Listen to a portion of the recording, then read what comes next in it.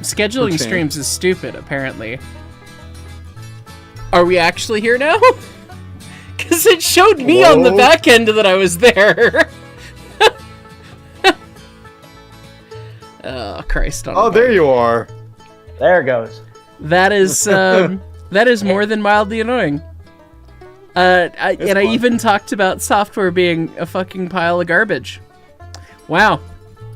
Well, apologies on that. I guess we will do the first 10 minutes of the stream over again, everybody. Christ on a bike. Literally did the whole intro, everything. Did the whole thing. That's fine. And you guys missed cat action. But now they're, both sitting here. Okay, well, I guess we're gonna start over. What's up, guys? This is Heist, and welcome to Cursed Trains episode 7. Why is it always 7? I feel like I've said all of this before once. That's strange. Anyway, this is the last stream before I head out on vacation, so, the joke of, I want to be able to pay my mortgage. Very much appreciate you guys. So we're doing Cursed Trains. We're going to look at all of your Cursed Train submissions. There's about 50 in the queue, and we'll be going through those as we do. We got a fun panel of guests today. Joining us today, we have Armagon. Hi. We have Corey Gibson. Hello. And we have Jersey. Hello. And perhaps more friends will come join us as well.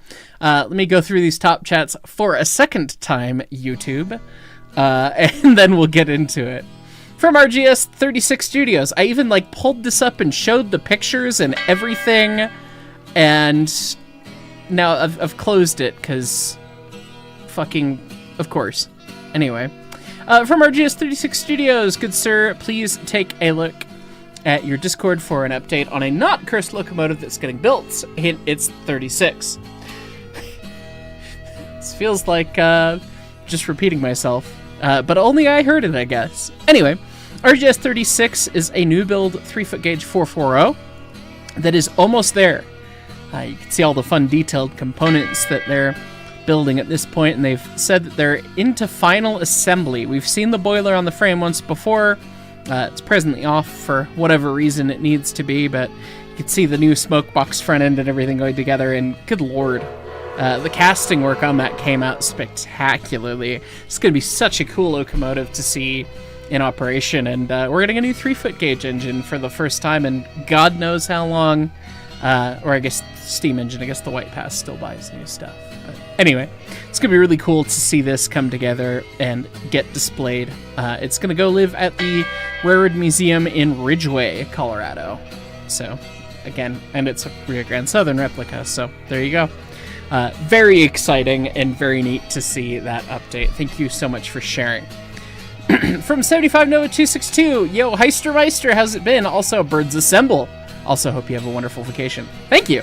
As I was complaining about while the software was broken and not streaming, because, of course, yesterday I'm pretty sure it was just an effort in software frustration for me literally all day.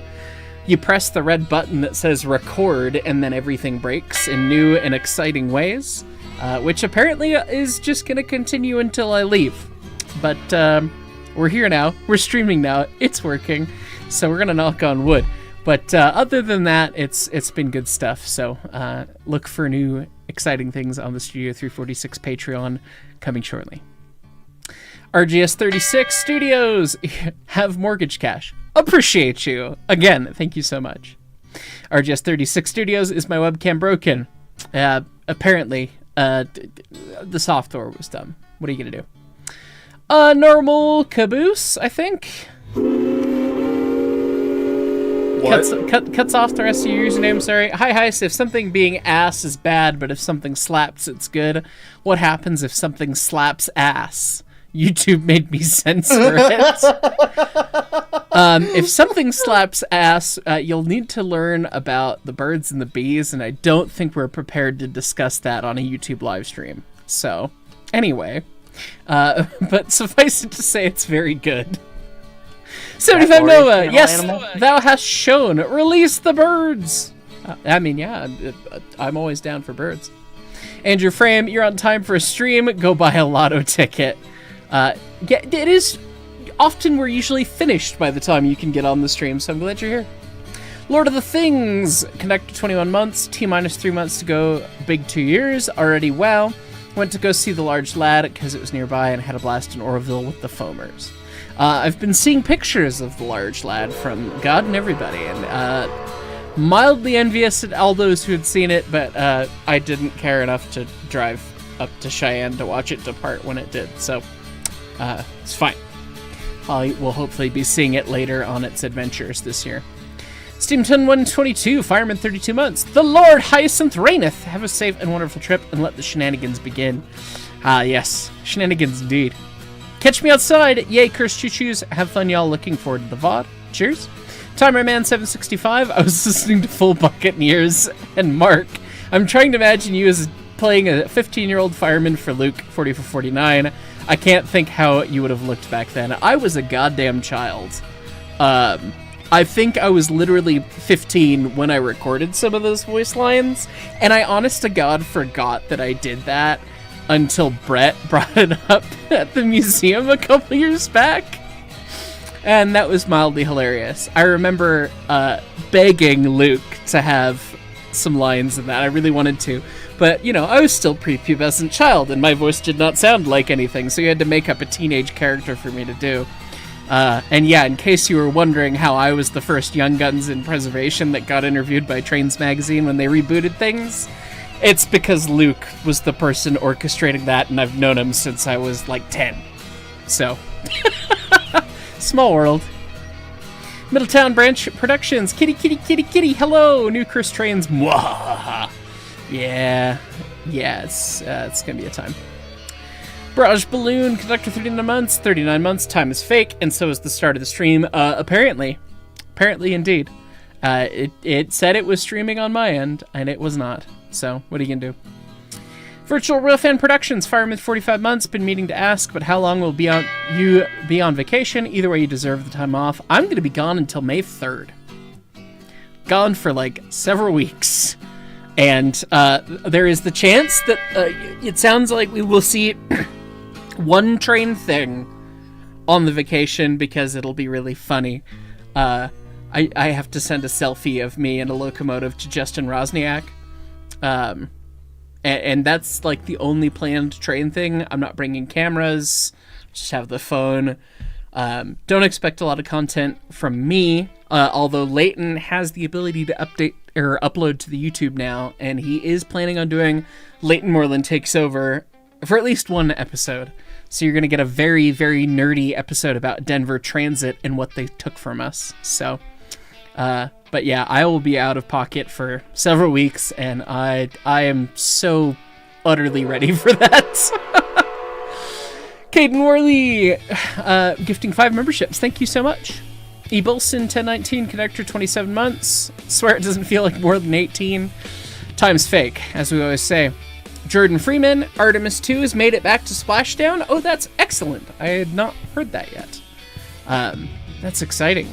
Goodness, that's so cool. In my younger years, before I went full sail into all things trains, I did try to get into aerospace because I thought that shit was really cool. Didn't work out, obviously, and here we are. But what are you gonna do? Chainbreaker, conductor 19 months. Time's fake. Space crew is safely back home. Today's a good day. Goddamn right. I love that. Allison Chains, yeah, more trains to make our head hurt. Yep, by the way, did you see the Artemis splashdown? Goodness, the last 3 top chats in a row. I haven't seen, but I've heard now 3 times. Can't believe we sent more people to the moon and brought them back in my lifetime. This has been 20 years away for the past 50. Yeah, I remember writing a paper about the Space Launch System, the actual vehicle that took Orion up and everything. I remember writing a paper about that in like fucking middle school. And now they finally launched it and gone to the moon. It's kind of surreal. It's really neat. Caden Worley, welcome to the Brakeman. Thank you. Mick Jesse 21, engineer 9 months. Feels like just yesterday I was dreaming of that 1-year lantern. Now it's scarily close. Time fake. Guitar face. Yes, correct. Andrew Lucia. Oh boy.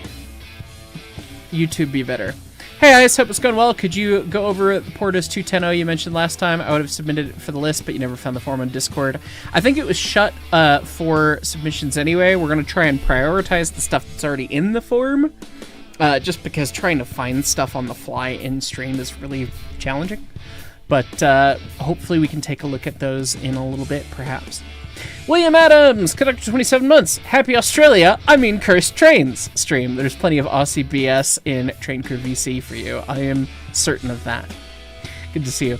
Frisco Man 1522, conductor 1 year. Now we get to see Heist have an existential crisis looking at cursed trains. Hope you enjoy my upcoming vacation. I needed to min-max the brain pain. So like we're getting to the maximum tonight and then I'll just be on vacation upcoming. And I hopefully will get to buy lots of SM3 tomorrow. I was told by one of the guys who goes around all the shows that he bought a collection of SM3 from somebody, and I'm hoping that it'll be ripe for the picking. He said I met him at Amherst, and he said he'd have it at this show. So I'm like, I should not be purchasing trains, but what if I want to? You know? That's what I tell myself all the time. Right. That's how that works. What I really want to buy with my heart of hearts is the... Oh, Jesus Christ. Mom! Mother! Brenda! A set of birds gifted to me by my mother. God damn it, Brenda. Too kind. The first set of hopefully many birds for this evening. Thank you, Blues Crew. Who is perhaps more excited for the vacation than I am, because spoilers, we will be going to Croatia, and I will be meeting up with her and my aunt there. So it's gonna be very fun to get to show some of the Croatians hotspots to my girlfriend. I'm very excited for that. Anyway, Dat Boy Preston, Fireman 1 month, love the channel. Just booked your trip to the Cass Scenic. I need to get out there. I've not been there yet.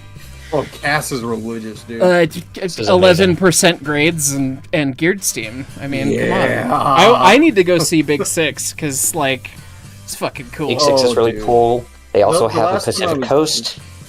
Oh, they've got a Pacific Coast there. I didn't know that. They do. Yes, they do. They're number 2. It's converted. My most recent trip, 2016, and then I've had Big Six twice. I think you can't go wrong with anything there. Oh, you lucky fuck. I think the stream exploded again, and I think it's better now. Oof.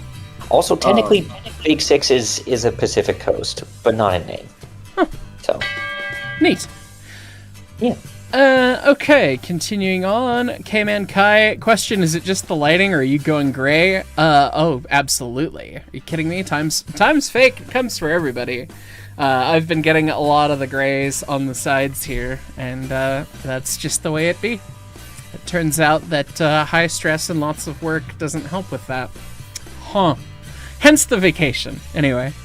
Master Chief, Brakeman 5 months, the bird is the word, Baba Booey. Very good. Old Iron Video, how dare you stream my favorite series before we have to wake up at 5 a.m. to work on a steam locomotive tomorrow? That just sounds like you're winning. It's fine. We can see you, just not hear you. Refresh it, because it looks correct on my end. I said that before, but shrug. You're good. I'm getting audio. Okay, good. Thank you, Corey. John Deere Boy, good to see you, dude. Engineer 46 months. God damn, time is fake. Less than 2 months until a new lantern arrives. Hope you've been well, Heist. It's been busy, but it's been good. Goodness. God, yeah, we're almost to 4 years of channel members. We'll be celebrating that towards the end of May. So that is in a frighteningly short amount of time. Time's fake. Caden Worley, honestly, oh goodness. Honestly, great seeing your content, and the fact you got to see doing the run-bys during the 20 excursions was absolutely beautiful. To quote you, that was not fun, but it was easily one of the great joy I've had. Oh, it wasn't fun at all. No, zero fun. Zero fun was that. It's only why it's mildly depressing that I did not get a job offer in the email, but what are you gonna do?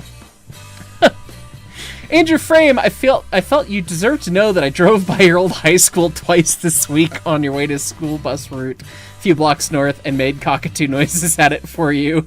You're welcome. I owe you a beer when I see you in person next. Dude. Oh, that's funny. Good old Bishop Blanchett. Woohoo. Nazu 50, engineer 44 months. Egad, 44 months. Egad, yes. Striker 91, engineer 37 months. Good God, just realized you've been a member for over 3 years now. Anyway, back to the DNH suffering that is imminent. Lord knows, it's cursed trains. I would not be surprised if we get some DNH. Pi Twin 17, Brakeman 25 months. You sent a DM of a cursed thing I operate weekly. Well, take a look at it in a bit. Jersey's Home Appliances. The Denver and Intermountain was quite cursed for using both AC and DC in their system. It was just very Angus of them. Rock and roll. Guy Miller, did you hear that TVRM has started 4501 repaint? Can't wait to see your green in person. I have heard that, and I really need to go see that. I want to try and make it out for the NMRA convention in July. And I guess I will be able to, so shrug. Piggybacking off of that, I get to see 611 and 4014 and 4501 this year. The bad news is I get to see 4014, 611, and 4501 this year. Yeah, it's going to be foam apocalypse, I think. So. Well, I was saying single tier because of the other thing. But, oh, well, true. Single tier because not Brakeman on the DNS. Single tier, yeah. Oh, don't spoil it for people. Maybe someday. Maybe someday. Highball Machine Works. I know it's not real, but look up Lionel Set 6-30168. You want to hear angry burb noises. Lionel Set... I have no idea what that is, so I guess we will take a quick look here. As Corey Gibson says, oh, there's never going to be cursed trains. You people are too generous, and we appreciate you. What is it? What's the model number? 6-30168. Oh, it's the Rio Grande 440. Yeah. Oh no, it's 346 at home. It is 346 at home. That's right. They were green? They are. It's green. I mean, the drivers too, apparently. They. Oh God. And flying grand on the boiler. All right, this wins cursed trains for today. We can go home. We're done. That's it. That's our wrap. There's the set of birds from Blues Crew. Thank you so much, of course. Craig Bryant in French Lick, Indiana. They have a steam engine that run down there. Yes, French Lick is a real town name. I just came across it about an hour. If you ever want to kill an hour with your friends, just look up all of the small towns in Pennsylvania. We did this recently, and it was very entertaining. You can stare at Google Maps and be like, they named a town fucking what? For, hours, literally. Oh, so backup recommendation, Scotland works too. Oh, okay.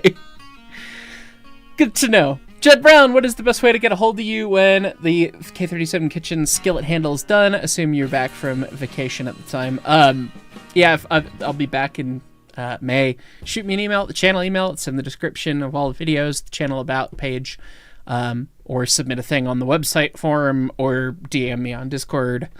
Those are the three things I check regularly. If you message me on Facebook Messenger or Instagram, God help you.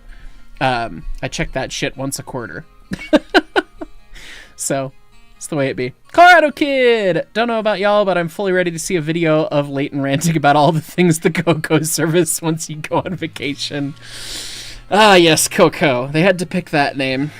I was hoping that they would pick Fred in memoriam to Fred Oster, but, of course, not everyone knows the importance there, so what are you going to do? Rusty Ralph's Productions cast Parade of Steam is on June 20. They run all operable locos that day. Well, I guess I will be out that way around then, because I've got tickets to ride behind the 2102 when the 4014 is out there. Because, as I... You're shitting me. I do, in fact, have tickets. That guy Andy that I mentioned. Oh, yeah. Did tell me when the big boy is going to be there in advance. I still need to frame that, but anyway. Striker, am I planning on heading to the NMRA convention in Chattanooga this July? That's what I was mentioning earlier. I'd certainly love to, because I have not seen the 4501 run, and to me, 4501 is like... It is the essence of Mikado.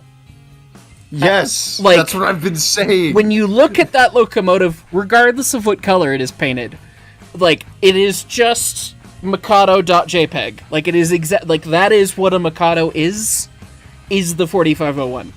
I say this loving my Ks, but, you know.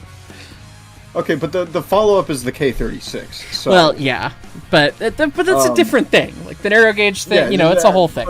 So I've had that discussion with Spin so many times. He's just like, oh, but 70 and 90 tonners, and you could be wrong. It's 4501. You can be wrong. It is default. It is 4501. literally like default steam locomotive.jpg. And I mean that in a good way. I don't mean that in a boring way. I mean, it's like, it is picturesque in the way that it is, and I want to see it green in this lifetime. So I will do my best to make it out there. I need to go through and plan that and figure it out. But anyway. Corey Gibson, conductor 32 months. There will never be cursed trains at this point. Real. It's fine. We'll get there. Jordan Freeman, conductor 37 months. Good news, Jersey. You'll get to see me at the NMRA convention because I'll be attending.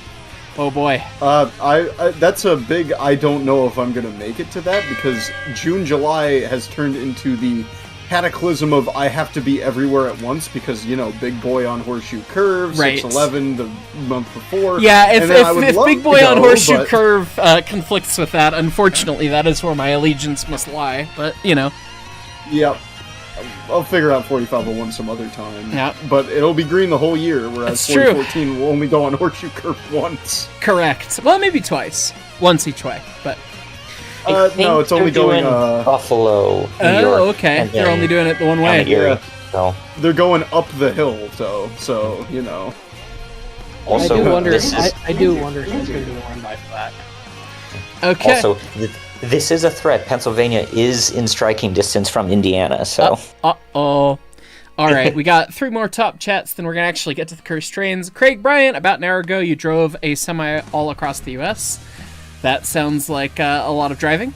Mike Squires, hot take, in green 4501 is more historically significant than in black. I don't think that's that hot of a take. I think that's pretty real. And that one, Tea Kettle 6449, have you ever thought of going to Conway Scenic Road in New Hampshire? We have an 060 that sounds like a 484. I would love to. I've not been to New Hampshire, so it'd be fun to go. Okay, we've caught up. We did the thing. Okay, now all that said, where did I close the picture of the locomotive? I did. How could I? Okay. So, we begin Cursed Trains, Edition 7, with This Belgian Shit. Oh no. It is mild. Frame. It is mildly. Okay. It is outside framed. Okay. This is Bel Pair's. Bel Pair, the man, the myth, the legend, Bel Pair. Got John Bel Pair. Bel Pair's lever-driven locomotive of 1873. It is that Bel Pair, good at fireboxes, not so much anything else. Why it needed to be lever-driven is unclear, most likely to improve adhesion by moving the cylinders from overhanging in the front to over the back axle, but here we go. Supposedly didn't perform too well, the path from the cylinders to exhaust was too long, and the rocking action had an unhelpful habit of warping the frames. Oh. Also, our lovely principle of levers means that whatever force was imparted through the piston rod was doubled in the main rod, hence the warping. Any steam leak would also fill the faces of the driver and the fireman with lovely translucent steam, meaning vision would have been awful if any sort of leak existed. Steam engines don't leak. Shut up. Lying. The damn thing somehow lasted until 1901, though it's not particularly clear if it actually retained the lever drive its whole life. Yeah, so you've got throttle out the back of the steam dome, and it looks like it has piston valves for as early as it is, which is kind of neat. But you've got your crosshead in all of your motion, like, right the hell next to you. And I don't know what it was about early European locomotives where they just decided, no, we don't need a whole cab. So, strong start. Definitely cursed. Definitely strange. Definitely interesting. Okay. No notes. I don't see why you wouldn't put the cylinders up front, but okay. Yeah. I mean, I have problems with how it's supposed to get going in the direction you want with the lever drive, because obviously the lever drive is not gonna like do the whole thing going all the way around. So, I mean, the power of quartering is really being stretched to its limits for trying to get this thing moving in the direction you want it to go. It's fine. It's fine, I guess. We I have don't know. Manitou and Pikes Peak at home. Yeah, I mean, it makes me think Yeah. of the cog engines, yeah. Okay, what is this thing? Oh boy. We've got engineering drawings. That's a boiler? Firebox? Firebox with the brick, I guess? How big is this thing? Wooden, but oval? Is that just a massive firebox with water space on top? Or is... Oh no, because it is flues, it looks like. Oh no, I'm there's scared valve of the fire drawers. hole position. Flues. What is this choo-choo? Oh, it's British. Oh no. British. Oh, Internal. Oh. Sadness. And that's Is this a multiple high pressure pistons. thing? We finally found a picture of the locomotive, and it looks terrible. oh, it's this thing. Yeah. I don't know. I don't think that looks oh, it reminds me. It invokes the name of anthracite. That's why I don't hate it. Colonel, I'm dummy We made it out. We would like one loading gauge worth of firebox, please. This looks very LMS Okay. or Midland. I should This say. is this is what happens when nepotism goes too far. The Paget locomotive of 1909, designed by Cecil Walter Paget, who incidentally was the son of Midland Railway Chairman George Ernest Paget, and built at the MR's Derby Works while he was works manager. Originally self-funded, but later the railway would, for some unknown reason, give him money to fund the project. In spite of clear favoritism from management, the design was actually quite innovative, notably using a stainless and firebrick-lined firebox. So that's what we're looking at here. So the firebox was circular. Interesting. And then they lined it with brick, which... Okay. Strange. Anyway... Stainless and firebrick lines firebox to eliminate the water jacket and associated castings and stay bolts, and 2 fire doors to assist the firemen. The grate was also 55 square foot, making it one of the largest in Britain. That's about 491 size, by the way. This, however, was not the wacky part, with the locomotive being equipped with 8 Uniflow cylinders mounted between the driven axles. This meant that 2 cylinders acted on each of the outer driven axles and 4 acted on the inner one. These would then have a single rotary valve in image 4 above each grouping, which through some mechanical bullshit, quote, allowed steam to enter the cylinders. As mechanically overcomplicated as this was, the design was reported to be nearly perfectly balanced in operation with little hammer blow, virtually no vibration. However, differing expansion between the cast iron valve body and the bronze liner, which controlled cutoff, led to problems with sticking.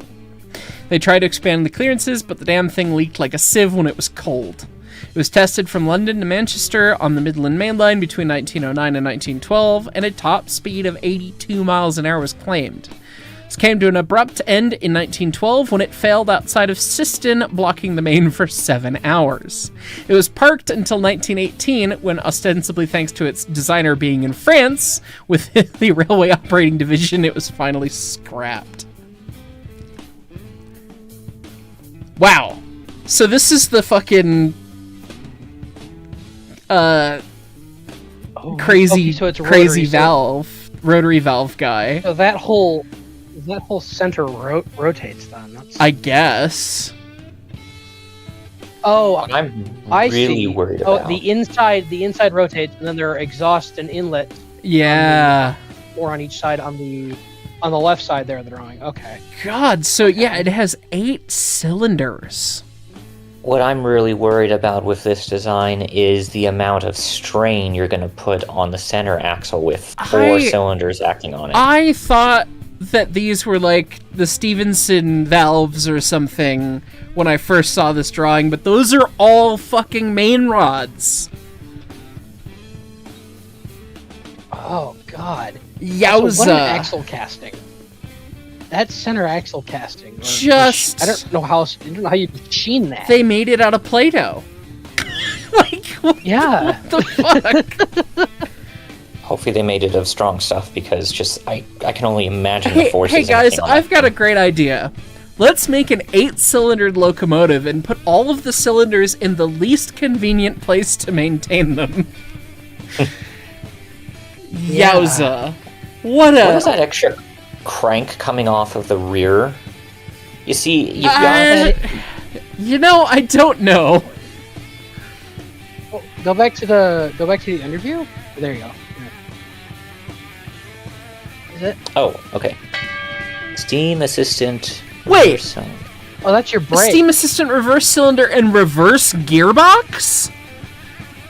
Is this a gear? I Is thought this that an was a brake. 8-cylinder geared steam engine?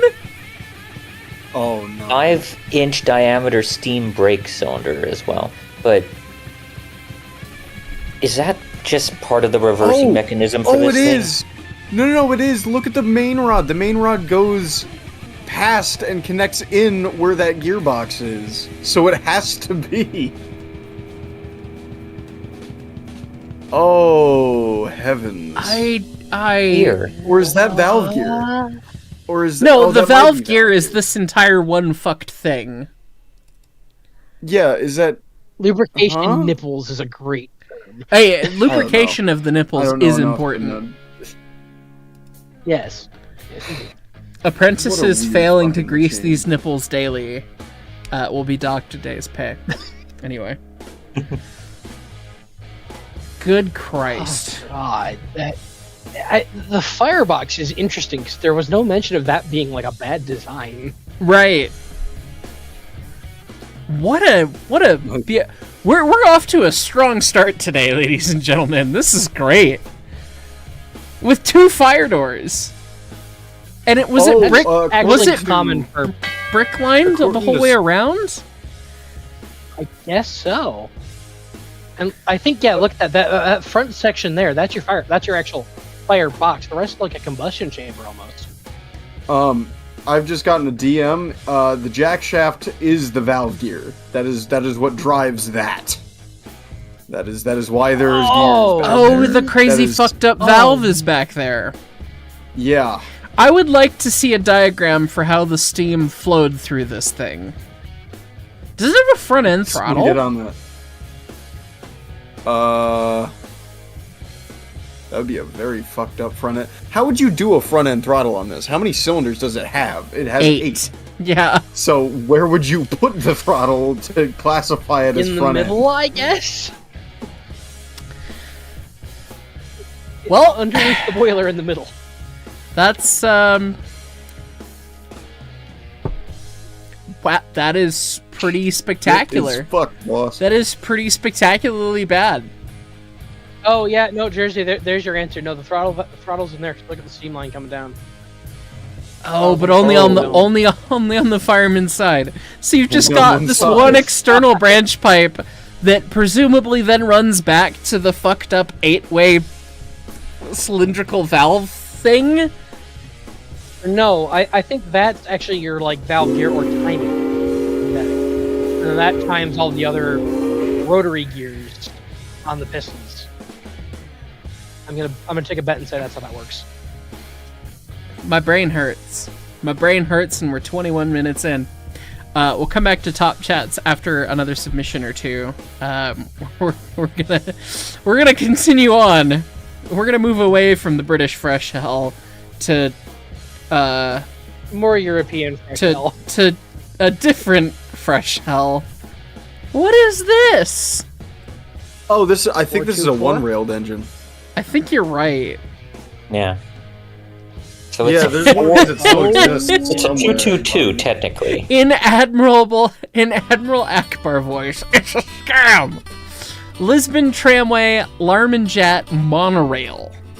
Built in 1871 for the Lisbon Steam Tramway, the Larmanjat monorail locomotives were one of the more wildly produced steam monorail designs ever, and as far as the submission author is aware, the only 11211 ever built. Can you call this a 11211? I think it's No, because it's a really fucked up it's a truck 222. It's a really fucked up 222 because that is a truck up there and a truck back there. Yeah. And then two in the middle. I hate this. God's But okay, wait. Do we count one wheel as one flanged thing? Because then it would be a 2, 1.5, 2. Like, what is the white notation of a trackmobile? Because that sets the precedent. Also, why does it have what look like flange clearers next to the wheels? In both directions.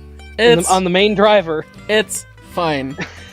Okay. There's a whole paragraph here still. There was a total of 16 of these built by Sharp, Stewart & Company, being based on the principles of J. Larmajet's idea to combine the low friction of rail travel with the high adhesion and stability of regular road transport.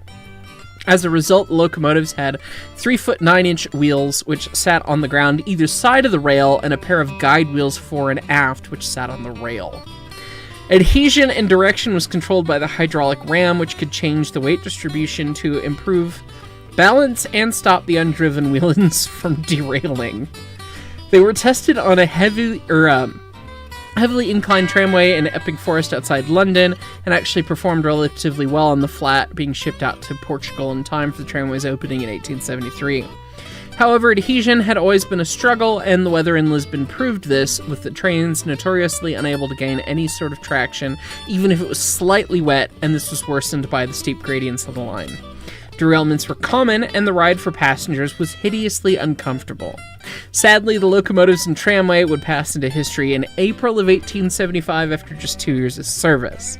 However, the Lisbon Steam Tramway Company Limited was accused of issuing a fraudulent prospectus, and the court cases were still going on in 1894, outliving the tramway by itself by nearly a factor of 10. So not only were these things incredibly goofy machines, they were also likely one of the many moving parts in an incredibly large scam. This is fascinating. Yeah, goofy. Goofy strangeness. I don't think that center driver is flanged at all. I don't think so. It's like a road tire. But it does have a sander, just for the one direction. What a bizarre thing. I can understand some of the logic. Like, I understand how you ended up with this, but goddamn. They forgot the tractor tire on the main driver. That would have helped. Oh, I can see yeah, with it. That would have helped. Rubber tires, though, it's quite foreign in the 1870s, I guess. Yes. Okay, let's hit these top chats here. Let's see. Pie Twin 17, hot take, the cake was a lie. That's not a hot take at all. Dat Guy Miller, oh yeah, there's also the OK, and Flippin' Arkansas, home of Flippin' Bank, Flippin' High School, and Flippin' Police Department. Also, when exactly is that convention? The NMRA convention? I'm not sure. It's the end of July, I think. July 27th to August 2nd, apparently, according to Google's AI overview. But yeah, in Chattanooga, so hopefully I'll be able to make it there. Glenn Holland, super chatting live from Age of Steam, watching Emperor of the North. Torp news submission inbound for next week. Hope you're well. It's going to have to wait until May, probably, unfortunately, but appreciate you, and I hope all things are going well with 19's debut. Farm Shop Chronicles. Hey, you could oil the motion while running, I guess. Apparently. 94 Chevy, conductor 29 months, currently watching Emperor of the North, 19 out of 10. By the way, everyone still have their sanity. We're slowly losing it. Vintage Renewed, Fireman 39 months, the RDC you're working on had a certain giant yellow thing rip its draft gear out and our PC damaged in that way. While not cursed, looks weird and hilarious. I will die on that hill. Sounds like it. Train a Cat, conductor 12 months, full year of membership, let's go. Do cursed crossings count?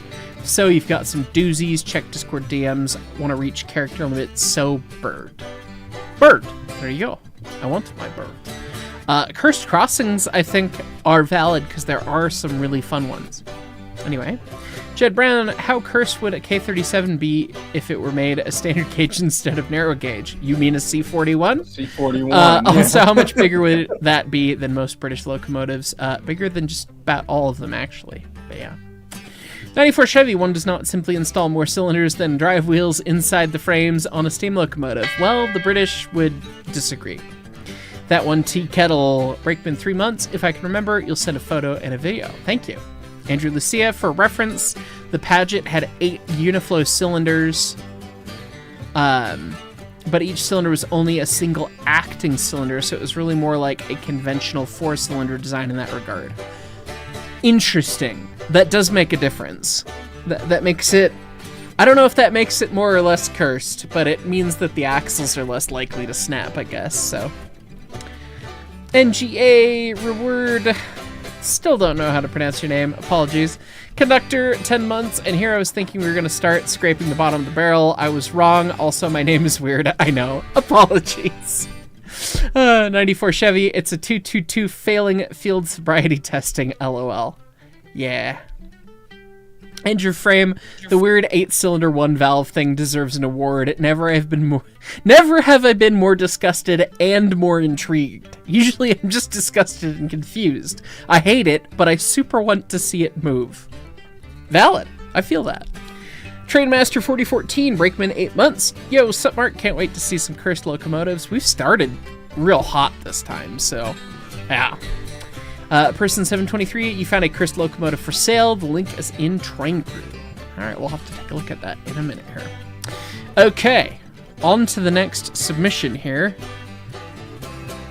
These are all been from the same guy named Jacob Willis so far, and he is batting 1,000 so far. Why does it have the Stalin mustache? Why does it have the Stalin mustache, and why did a K36 have sex with a 484 diesel? What is this? British Rail would really order anything. Didn't we see the fell last time? I want to say we saw this one last time. I think so. I don't know if it was in this wheel arrangement, though. Because I remember this being undeniably, unbelievably cursed, but maybe it's different. I don't know. LMS/BR Derby Works number 10100 fell 484. And who said Britain didn't have any 484s? Developed by Lieutenant Colonel LFR Fell, Sir Harry Ricardo, and the LMS/BR Derby drawing shops. Fell was an attempt to address perceived weakness of diesel traction. Design features 4 main Paxman 12 RPH V12 diesel engines and 2 auxiliary AEC A210D straight 6 engines to drive the roots blowers. We did see this last time, though this is giving us some good context, so we'll continue on. Power was then fed through the wheels through a hydraulic coupling which attached the engine via a complicated system of differentials, first combining the output of 2 engines, then combining both pairs of engines into one. As a result of this very unusual design, gear ratio selection was decided not by changing gear, but instead by coupling and decoupling individual engines, meaning the gear ratio went from 4-to-1 in one engine, 2-to-1 on 2, 1.33-to-1 on 3, and a perfect 1-to-1 on all 4. This meant that the torque across all gears is effectively flat, and all that really needed doing was matching the output speed of the engine to the requirements of the locomotive. So in this case, torque had to come from the engines themselves rather than the transmission. Separate engines were therefore needed to maintain constant airflow through the roots blowers without having to throttle the main engines up and down to meet demand. The power curve was constant with rotational speed, meaning that on paper, could very easily provide the high torque needed for starting and hill climbing. Although in some pictures it lost its middle coupling rod, the location of the transmission meant that it remained a 484 despite outward appearances. It worked London to Manchester expresses and proved to be 25% more powerful than an LMS Jubilee Class 460s that it replaced. However, it was out of commission between 1952 and 1953 when a bolt fell into the transmission, and then again in 1958 when it caught fire in Manchester Central and had to be withdrawn and scrapped at Derby in 1960. The Fell, in spite of its cursedness, was actually quite successful and topped out at 84 miles an hour in service and produced 2,000 horsepower, which is more than enough for the expresses of the day, with design work started on a Mark II version, which may have done away with the root splurers and AEC engines. However, the Bolt incident saw BR abandon the project effectively, with the fire in 1958 being the final straw. Yeah, this thing's fucked up. We did see it last time, but... Yeah, it makes some amount of sense, but not much. 4 engines, diesel mechanical... Sorry, 4 engines that run the powertrain, with more engines to blow air into them. Yeah. What a wacky fucking thing. I don't think we have anything new to say about it.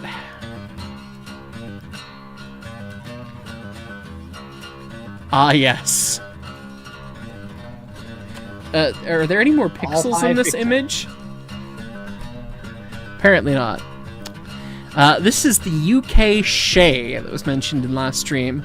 Lima Builders number 618, built in November 1900 as a Class B 20-2, whatever the fuck that means, quote.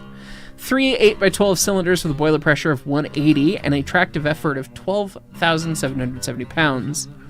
It was built for Alfred Hickman Limited, later Stratford Steel and Ingot Works in Bilston, England, as their number 1, scrapped in 1918. It's just kind of a weird Shay, but the fact that it's a British Shay is mildly entertaining. I like it. Well, of course you do. Cute. Yeah. No one was surprised. What dear fuck is this? Is that 2 single trolleys spooning with a phone booth? Because that's what it looks like. Is this like the early form of like bendable trolleys / buses? What the Maybe? hell? Yeah. We've got several pictures here. These are much newer. Yeah. Yeah. Okay. It's the world's first articulated streetcar, an attempt at solving overcrowding on streetcars by the Boston Elevated Railway. 2 streetcars attached at the rear by a middle section suspended between the cars. The concept proved to be more trouble than it was worth, however the idea would be revived nearly a century later as a way to make existing high-floor articulated LRVs accessible by suspending a low-floor section in the middle. The Dallas Super Light Rail vehicle pictured is one such example. That makes sense. So yeah, you can see how the lining and striping goes down, and that indicates what the floor is doing. Because and it is kind of floating too. Yeah. So that is a concept that all of the transit nerds get all up in arms about.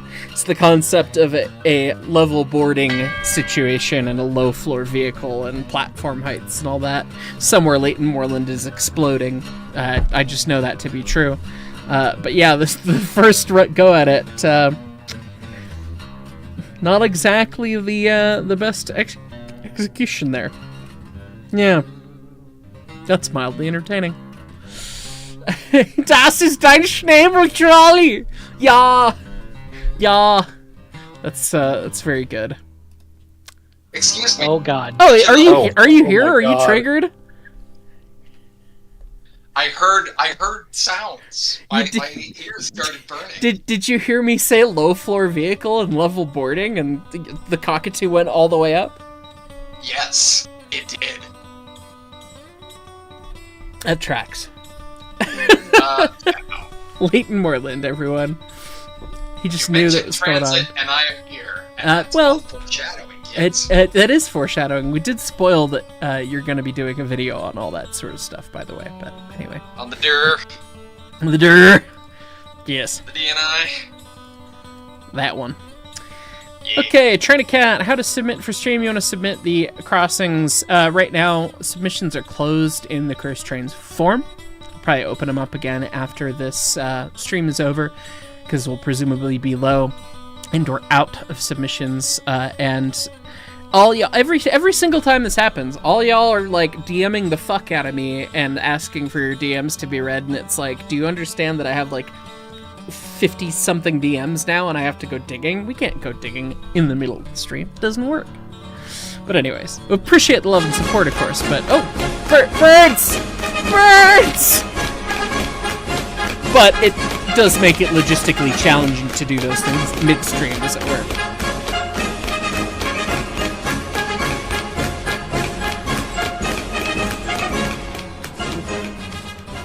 Ebolson 1019, thank you for our second set of birds this evening. Appreciate you, because Lord knows I do need to pay a mortgage. But anyway, Trainmaster 4014, thanks for the $1. 94 Chevy confirming we did see the fell locomotive last time. So cursed it was submitted multiple times.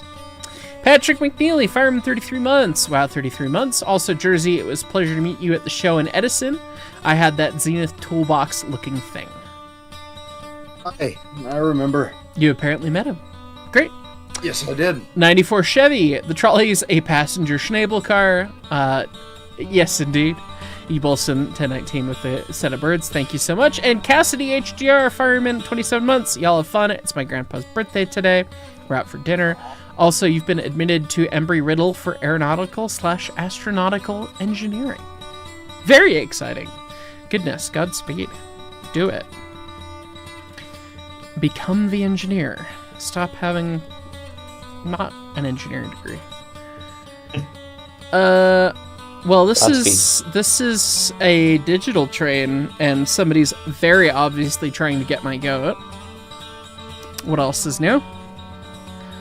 It's a fictional 28884 triplex with a goddamn Ridgeway spark arrestor. Why I made this? Because why not?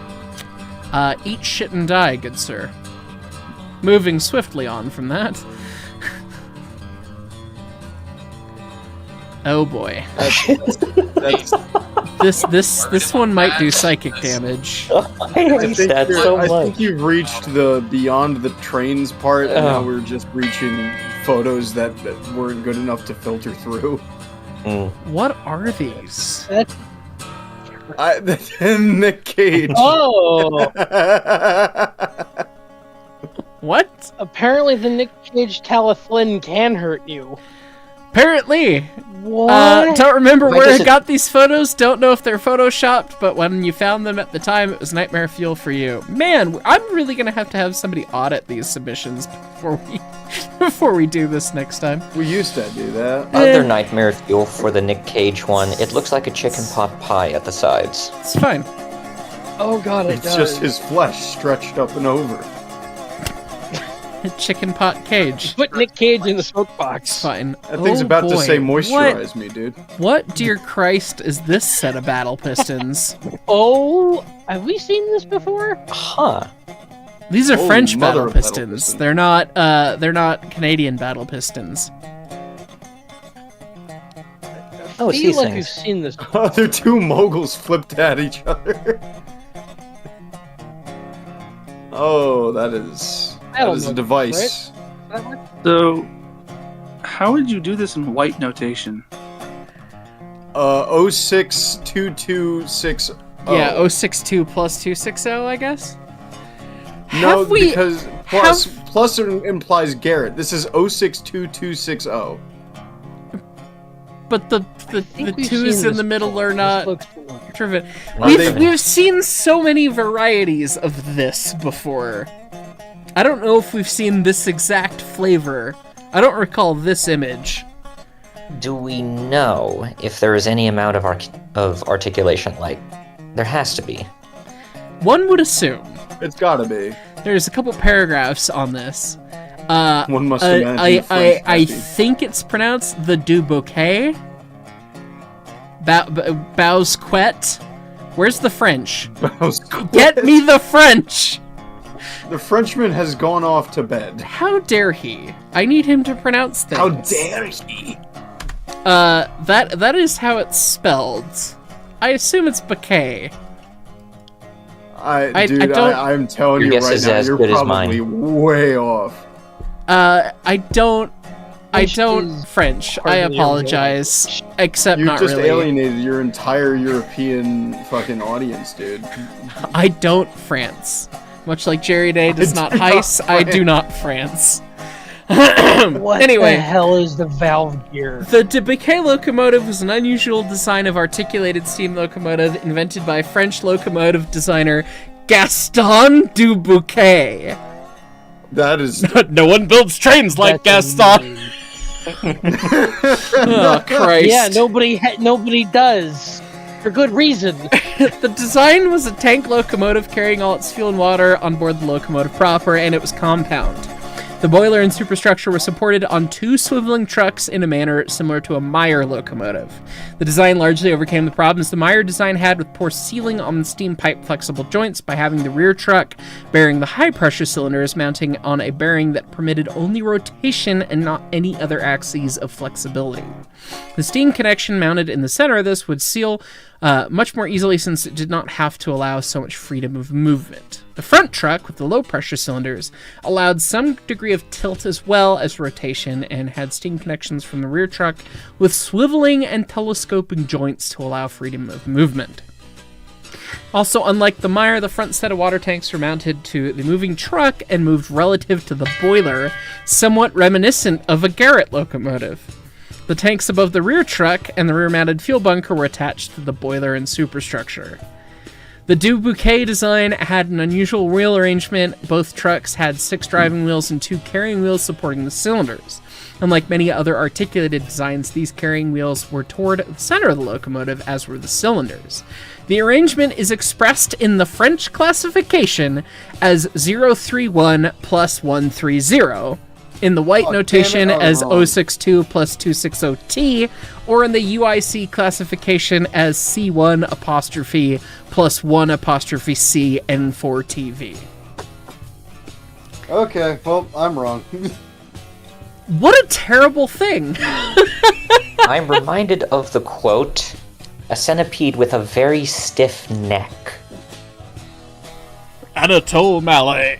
Yes. That explains why the interior of the water tanks is sloped, just because it had to have clearance for them to pivot underneath the boiler, because that part pivots. Oh, I'm Which just seeing means that. Oh, no. which means the whole smoke, like, where is it supported? That means, like, you have the big cylinder saddle casting and everything, like, halfway down the fucking boiler, and all of that is free this suspension. thing is like a Mason bogey where the boiler is a structural member. Oh, you know, it Here. might be. It probably can have a frame. Oh, To its credit, though, no. it does have torpedo tubes. I do like that. To quote that's- Captain that's Jack where it is. Sparrow, that would be the French. To just get an here, the French copy nobody, and nobody copies the French. So Hey, look, it's a penis. Somebody earlier in winner, Oh, it's a flames type. somebody in the chat earlier said, "Brother, get the flamer, the heavy flamer." I concur. The biggest, blackest dick. There it is. That's not 6'11". Cards Against Humanity asked, and there it is. The D's I nuts believe motor. this The was green. teardrop behind the stack. Ew. And then behind also the behind the steam dome. We file this under locomotives that look like the droid carrier from fucking A Phantom Menace. The shrouded cylinders, and then it's like, it's got an outside frame lead truck, but then it's got an inside frame lead truck, Oh, and there's more valves going on up here. I don't like anywhere this is going before I've even read the description. The engine itself, I'm pretty sure, is just like a normal GWR 460 of some variety. Let's see. Great Western Railways Streamlined 6000 King class, numbered 6014, King Henry VIII. Or, sorry, King Henry VII. This locomotive did not have 8 wives. It only had 7, I guess. Anyway, it was streamlined in 1935 in the wake of the LNER A4s and beginning of streamline craze. The streamlining didn't last long. The Kings didn't really need it, as they were reportedly reaching 110 mile an hour without it. They also did this to 5005 Manor Briar Castle. Look at how they massacred my boys. Yeah, the streamlining job's pretty terrible. The rest of Yeah. the locomotive's pretty cursed, but Great Western, so... This is a great example of the Great Western going, well, other people are doing it, so I guess we should try, so let's just take another 10-wheeler and do something slightly different to it. That'll be fine. That was their mantra for a long time, huh? They have Does Why it not a have... 10-wheeler? Does it have fucking Gresley conjugated gear? Four-cylinder. The valves are being run from the front. I those don't... might be timing for the other inside. I don't cylinders. like this. Morally reprehensible. Yeah, Yes. that's, correct. This is, in fact, a cursed train. Terrible. Oh god, I didn't even realize the streamlining around the bell pair. Right? Ah. Just simply... They got some coach builder to do this, and he's sitting there going like, why the fuck am I doing this? Do you guys understand how little frontal area matters and the slipperiness of that shape for something that is, I don't know, as strong as a locomotive? Obviously, if you're like the TGV and you're trying to go a couple 100 miles an hour, yes, that matters. But when you're a locomotive and you've got a crap ton of cars behind you, it's like the streamlining is less than 1% of the effective tractive effort you need to have. Like, this is so pointless. Does help your FOA though. Velocity drag coefficient here is Yeah, but it also basically a hurts velocity your- squared thing. So you're getting rapidly diminishing returns. It's fine. It's fine. It's fine. It's fine. Alright, This let's... is your friendly neighborhood trolley guy. Just dropping by to say, you steam people are degenerates. You know. That's all I gotta get. Coming from the trolley guy? Wow. That's I was gonna say, Leighton, us circa 2014 would have been very insulted by that, but we love Brill, so anyways. 2026, and I'm still a little insulted by that. It's fine. It's fine! Ebolson 1019, this and birds are for vacation drinks. Cheers from Wisconsin. Uh-oh, I'm being encouraged to drink by the Wisconsin folk. My liver's in what? danger. Huh? It's fine. Not even Paul. Anyways, thank you so much. New IKB, Brakeman 23 months. UK Shea, less jerky for removing pots of molten metal. Fair enough. Abe Lincoln, 3285. Conductor, 36 months. Side note, I have had the Ultimate Showdown of Ultimate Destiny stuck in my head for like the last 2 weeks, ever since Chuck Norris died. And the amount of times that they are able to work the full entirety of Abraham Lincoln in rhythm into that song is fucking hilarious. Anyway. From Abe Lincoln, 3285. Conductor, 36 months. Hey, I super doing well. Can't believe it's 36 months. Time's fake. As always, I tip my hat to you and your kitties. Thank you. And I hear people are asking about the kitties, and they're both on the tree. I still need to buy another webcam to aim at them, but they're both just chilling. So, that one tea kettle, you could send a photo or video of 7470 for some reason. You can't send it to me. I tried to send it to you on Instagram. It didn't work. Where should I send them? Channel email is probably the easiest bet. It's in the description, and it is in the About page on YouTube. Acela 2163, the French copy no one, and no one copies the French. They There's an march echo. to the beat of their own drum. There is the echo. Coralie! Brakeman, 29 months. Finally, you made it to one time. There you go. Matt Houston, Conductor, 27 months. Roger. Very good. I need more distortion for that. Do I have distortion easily pull-upable? Probably, yeah. Oh, Go get a that's... No, pedal. don't do that. That is how you make sad sounds. Let's see. Roger. There we go. More gooder. Anyways. Colorado Kid. Remember the Coors Beer train they featured in their commercials? Now imagine if it were British, because that's what the GUWR loco reminds me of. It does mildly look like the Silver Bullet train. Andrew Lucia added context. The King class had inside wall shirts gear that also powered the outside cylinders with rocking arms. That seems like economy of motion that only the British could come up with. So, it's fine. Anyway, moving on. What in the utter fuck is this? Oh, holy. From the What- submitter, it is, to my regret, as much as anyone's, that I have no real detail here. It seems the builders erected their engine the wrong way around. no Crusty boiler? Or crusty wait, Is that boiler? a might be a fucking crusty water boiler. tube? It could Why be a is water all- tube. Aid? Oh no. I don't like looking at this.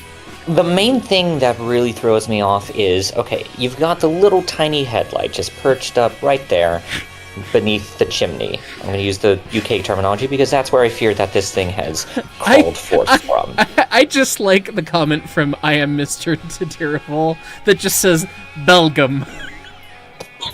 Belgium. Belgium. Why is the cab backwards? Why? No, it's the cab forwards, actually. We Because have switch lots of questions, none of which will be answered, unfortunately. Was at this Is this moment- No. Moving Is this a swiftly 222? on. It was at this moment I realized God was real and he hated us. What is this? Mining Look at the engine? drivers right off the bat. Oh, no. Oh, They're so chunky. screw up the quartering. Isaac Walt you mess up the Bolton's Ariadne, featuring a water tube boiler with a suspect saddle tank crapped on the top. Some machinery reputedly secondhand from one beneath of Sturrock's-powered tenders. This one's This not isn't- that bad. It's just kind of Yeah, weird. it's not the worst thing. This one is pretty weird. It's not Yeah. super cursed, but it's not great either. Yikes. Oh, okay. We're back to locomotives that look like droid carriers from... I don't Oh, think that's- this one's particularly Belgium. cursed other than the That's, government of which German, it's served I under, think. maybe. But Oh, actually, no, it is. Oh, It is German, yeah. Makes me crave Where is either your a Lego tenders? set or a No, this isn't Pepsi. German. It's the Krautloaf. The Hungarian MAV Class 242444T streamlined tank engine. Less cursed, more weird and unique. It was rebuilt to working order in 2002. Last time it was fired is 8 to 9 years ago. Currently resides in the old Northern Repair Station in Budapest, which now serves as a museum. Yeah, the fact it's a Hudson tank engine, and again, it looks like oh, it's a Hudson it is. Or not, it's not a Hudson, it's a, what- Jubilee. Jubilee, yeah.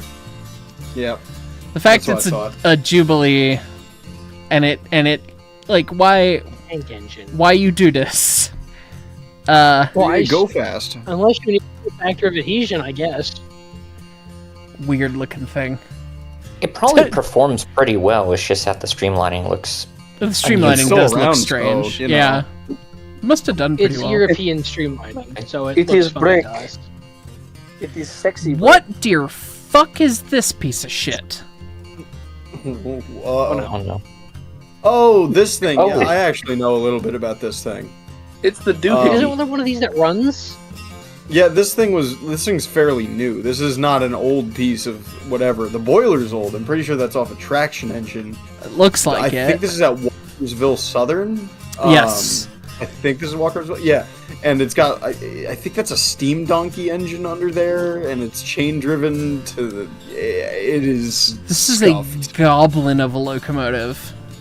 Also, look at that ridiculous whistle off the dome. What the hell kind of chime is that? Well, it's got Like a 2 on the- there. Looks like it hell? might be a 4 note. It 4 or 5. That is the itty bittiest fucking step top anything I've ever seen in my life. Well, No matter it what might it just is. be that this is God's largest hooter. No, that's And then God's also- smallest chime whistle. I know the size of this thing, relatively speaking. A normal 6 chime would be bigger than the fucking steam dome. Not a lot is written about Walkersville Southern Railroad's number 8 in Walkersville, Maryland, but it's our understanding that this little steam locomotive was built by the head of Walkerville's car shop team. The frame is taken from an old trackmobile, The tender is from an MOW speeder, and the boiler is from a stationary 1921 engine. The winch on the front is functional, and thus it is actually useful for clearing fallen trees off of the line. Oh, Right, This I can get is- behind that. This is an object. I kind of love it, but I also kind of hate it. There's also video of it running. What? I kind of want one. It has a defined purpose, though. It's got a little water pump, fire hose on it. It's cute. This is The fucking car this is headlight. the best kind of cryptid, fucked up, cursed locomotive. This is This is- definitely what if this is a wonkus, if I've ever seen one. I believe This this is what if we locomotive. built the Mechanical Falcon the lubricator. Bear. This locomotive in the 21st is the mechanism. It's got a mechanical Yeah. lubricator on it, though. This is the Bone Breaker 8000. So, is this thing worse or better to maintain than a Shay? It probably is better. This is. It's not trying to... I love and simultaneously hate this locomotive with my entire heart. I think it's a. Is it a 3-to-1 gear ratio? That's not bad. It might be 2-to-1. It's a little more than that, though. I think. It can smooth. Man, it should not work What? that well. What? but It does. What is that whistle that they've put on it? Jersey? I fuck if I know. Ugga Dugga 1? I did. The fact that this is number 8 implies that they built 7 more of these, and that This- scares me. This is the first one that made it. I love this for whoever made it, but I also hate it. Tootin' Trains Productions. Hell yeah. This can confirm a cursed train. This is the definition of cursed train. That's very This is good. device. Somebody make one in HO scale. What a beautiful, terrible, and wonderful thing all at the same time. No. The trolley guy showed back up to gloat. No, I'm not gloating. Total question on that whistle. I just Oh. watched the actual stream, driving up the viewership numbers for you and all. Appreciate it. Would that be what it would sound like if you took an air whistle and tried to blow it on, not enough steam? I can assume yes. Presumably? That looks vaguely like my street railway air whistle, and sounds not... I mean, it sounds awful, but the chime, the chord I think it's trying to sound doesn't sound all that far off from some interurbans. So did someone put a trolley whistle on a steam locomotive? Distinctly possible. I don't know if I would classify this as a steam locomotive. I don't know what this identifies as, other than cursed. Well, apparently it has some interurban DNA in it, so I'm gonna go vomit now. Poor Brill. That's kind of run at 80 psi tops. You cinder Uh, munchers have gotten your revenge on me now. Whoa, you can't say that. What? You can't say that. What is this? oh, Cancel him. Cancel him. Oh, this thing. outside Stevenson or Allen? Extendo Dick the locomotive. If I'm not mistaken, these things are popular, or they were popular in Switzerland. Of course. Well, there's a lot of examples of them. Apparently, lots of Yeah. flavors. I know these things, I Yes, just the don't remember what they Splegen. The 40 we have at Force home, sticks. sort of. This flagon. Oh god, Oh. there's one in preservation. Oh, Oh, no. Christ. I hope this one actually functions well. Oh god, there's multiple. They That built means a they lot of these, probably did apparently. work. The Engrith locomotive may not look cursed, but it really is. No, I disagree. It does look cursed. It was built for a mountain rail line in Austria called the Semmeringbahn. It actually is the first of its kind, something like red marble, but not quite as steep. It first had to compete against some other locomotive designs who were also submitted to work this line, and it won the competition. The locomotive is pretty ordinary overall from the outside, but if you look between the frame, you can find a chain connecting the powered axles with the axles of the trailing wheels. This was meant to increase the tractive effort, and in fact it really did.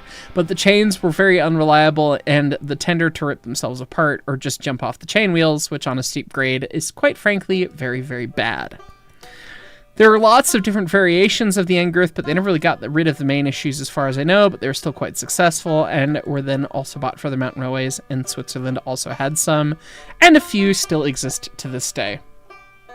So this one they retrofitted rods onto the tail end of things, but chain driven, how do you define that? What wheel arrangement is it if you're driving the trailing wheels with a chain? Oh, wait, what? Oh, no. Oh, whoa, no. Oh, no, you don't do... No, is no, it no, an no. 064? Or is it an 010? 0640. Well, It's a derogatory O, by the way. the wheels are different sizes, so I would think that denotes them as, like, they're technically powered together, but since they're different sizes on some of them, not this black and white one, but... This is external Stevenson's, by the way. It doesn't have the straight link. Oh. Wonderful. That might be Alan's straight link on this, though.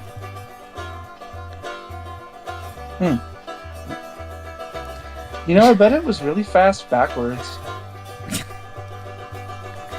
What a goofy thing. Yeah, but yes, it does look cursed in addition to being cursed. The wild thing is that some of these run. That is kind of wild. I wonder if it runs with a chain or not. That would be an interesting question. Let's see. Heist, does it have to be a locomotive to be cursed, or can it just be steam powered? I mean, we try to focus on trains here. Nathaniel Lombardi, engineer 39 months. Oh god, it's cursed, but I can't look away. Yeah, real. Triples 43, welcome to the Brakeman. Matt Houston, the thingamajigger, the doodad, the gizmo, the contraption. Yeah, all accurate, yes. The new IKB GWR streamlining was the marketing crew on it, so the design staff got a model of a loco and made some clay, did a bad job so they wouldn't be asked to do it again. That's real. That's real as fuck. Millbrook Railroad, Brakeman 32 months. Looks like a logging Loki, does. You're the Gymnast 98. Mark the 8 and its kin are known as gypsy engines. I believe that. Andrew Lucia, regarding streamlined tank locos, DR 18201 used to be one before being converted to a tender engine. You believe she still runs on occasion. There are YouTube videos. And she has 90.5-inch drivers. Holy shit. Wow. Places to be. Andrew Frame, white notation. No. Correct. I will boom votes as engineer 46 months. 06 plus 40. But it's not a bogey. It doesn't pivot. I don't know if you can use the plus there. Ugh, it's hard. Corey Gibson, you got work in the morning. Gotta head out. Have a good one. Sean J Animations, engineer 41 months. You joined to see something interesting. I expected nothing less.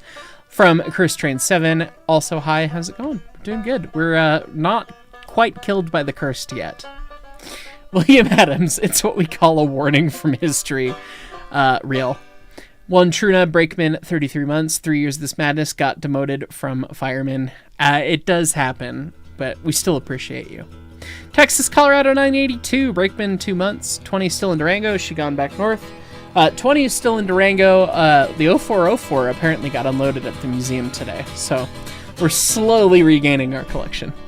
Person 723, you sent the loco in train crew. Okay, we'll have to take a look at it later. Okay. Oh boy. I think we've seen this before. Maybe. Maybe we've seen this before. Oh, wait, is this the, I think that's the successful turbine. I think so. Pretty sure it is. Maybe not. No, the other one, that is... which I know of, it's a 280. And Yeah, the other one's a Swedish, 280. not Swiss. This one's, Yeah, the Swedish turbine's Ooh. the thing, but this is a 10-wheeler with tumors. It's Uh, Choices were made. It's capacitor. okay. It's not ram air. It's ram ass. Raising? I know what I Stop doing said, that a while man. ago. all right, this is a conversion of an elderly 3/4 locomotive of the Federal Railways. See bottom page for a picture of the original type. Ah, so that's what it originally looked like, Shrug? I don't know. The new locomotive had a 3/4 is the old German-Swiss axle classification system, indicating 3 driven axles from a total of 4. Thus, a 460 and a 262 are both 3 out of 5, which is not too helpful. You don't say. The new locomotive had a 6-stage Swiss Zolli impulse turbine located transversely in front of the smoke box, a separate 2-stage Curtis turbine being used for reverse. The steam supply was controlled by 2 sets of valves. The main turbine developed 1,200 horsepower and drove the coupled wheels through 2-stage reduction gearing with a ratio of 1:28, a jack shaft, and coupling rods. The turbine's speed was 7,500 RPM at the planned maximum speed of 75 kilometers an hour. On the tender at first, there was a natural draft water spray cooler that was later replaced with a forced draft version with a separate turbine to drive the fan. 2 surface condensers were placed on either side of the boiler using cooling water from the tender. This water was returned to the tender by turbo pumps. The boiler of the usual locomotive fire tube type had a working pressure of 170 psi. A condensing system naturally prevents the use of conventional blast pipe for the boiler draft, and this was first supplied by means of a cold air blower beneath the grate. This very unusual arrangement avoided having a suction fan working in exhaust gases at 300 degrees Celsius, an approach which gave trouble in many subsequent condensing locomotives, but meant that the firebox was at positive pressure and the blower had to be stopped every time the fire needed feeding. This highly dangerous system, one hopes the blower and fire door were interlocked, but history is silent on this point, was soon replaced by a draft fan mounted on the smoke box door. What the fuck, over? This is a 10-wheel condensing turbine locomotive. Somebody left the Germans unsupervised. What the Goddamn fuck? Germans got nothing to do with it. Goddamn So Germans got nothing to do in with it. Durango. Want to make some upgrades to your F10-wheeler while you're at it? No, I do not desire this. So these giant fucking things are the condensing units and the exhaust from this giant turbine which runs the jack shaft to the connecting rods. And then they condensed the water back into the tender. And then presumably these are the other turbines for reverse? Unless it's Stop doing schnapps! Like, what? who built this? The Swiss Swiss. Federal Railways. Oh, that makes sense. Ja. Ja, für diese the turbine locomotive and we go up the hills. What I a think it was. horrible thing. They looked at one of their watches and then they looked at a steam locomotive and they went, "I have an idea." The fact that they positively pressured the firebox interior, that is just asking for it. Asking for an explosion. They have clearly never fired a locomotive with a Ridgeway in the wind. Ask Leighton how he knows. Still Heist, have eyebrows. have you ever seen a So Lombard eyebrows. Lombard log loader? Yes, we have. I've actually been on cursed trains, I think. Yeah, Oh, look at the dummy! Oh, it's Black Diamond. so cute. This thing we like. This is friend-shaped. That's this is extremely friend-shaped. This is, I mean, it is mildly cursed because it's a 222 inspection locomotive, but it's also very shed-shaped. friend-shaped. It is shed-shaped. This bitch can fit so many cardboard boxes in it. Slap. It's the thing the CEO rolls up in and to tell you that you have to work a double shift. Reading Company Black Diamond. Jersey probably knows more about it than me, but it is a 222T built in 1889 for the Reading by Baldwin as an inspection locomotive. It reportedly could go 60 miles an hour, though I highly doubt that. I don't think you'd want to be going 60 miles an hour in this, but maybe it could go that fast. You'd be surprised. These things had to scoot. But yeah, no, that's a pretty accurate description of what it is. What the hell was cool. that sign? The limited area behind the firebox made it necessary for a small boy to act as the fireman. Okay. Okay. It's the Reading. That's probably kids, true. It's shovel! the fucking Reading. That Here, is... throw these rocks in there by hand. That is... hilarious and terrible all at the same time. Okay. So it's like a trolley on a steam engine chassis. I guess. Alright. Does that make it a tram? Don't you drag me into your steam people kinks. It's a steam motor. It's not a tram, it's a steam motor. It's a thing. Sorry. Steam motor. Let me get aggressive top trolley. chats here before we hop on to the next one. A person 723 retracting their message, but thanks for the $2. Lo-Fi Camping Guy 96. Oops, I'm late. Had to watch the Artemis Badasses come home. LOL, time for train pain now. That's what the VOD's for. Very excited to hear that the Artemis crew landed safely. So fucking cool. Anyway, Dat Guy Miller, your boyfriend is absolutely obsessed __ with the 4014. He's told me he'd kick my ass if I see it before him, so I'm definitely going to go take a pic in front of it just to piss him off. But in like an affectionate way, LOL.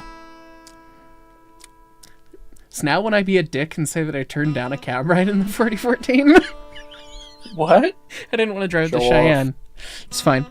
One, I couldn't film it for the YouTube, and two, I didn't want to drive to Cheyenne. But I would love to get a ride on that engine at some point. Hopefully, Ed and I can work something out with the, armies of lawyers that the Union Pacific have.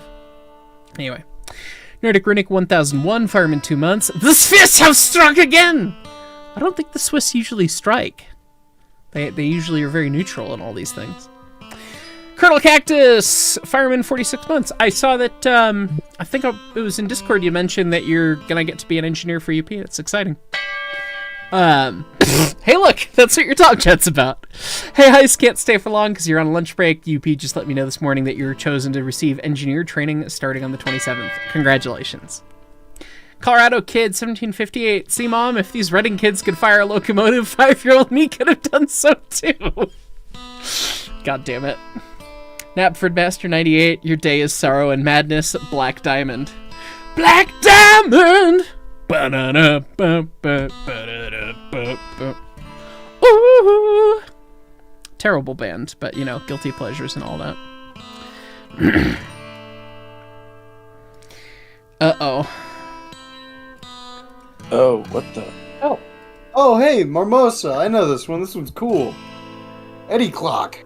Hell yeah. It's... This thing's not cursed. This thing's just cool. Is it? Yeah. These things work great. This thing's kind of wacky. It's wacky, but also you have to realize that those what the hell are they called? What are the erections?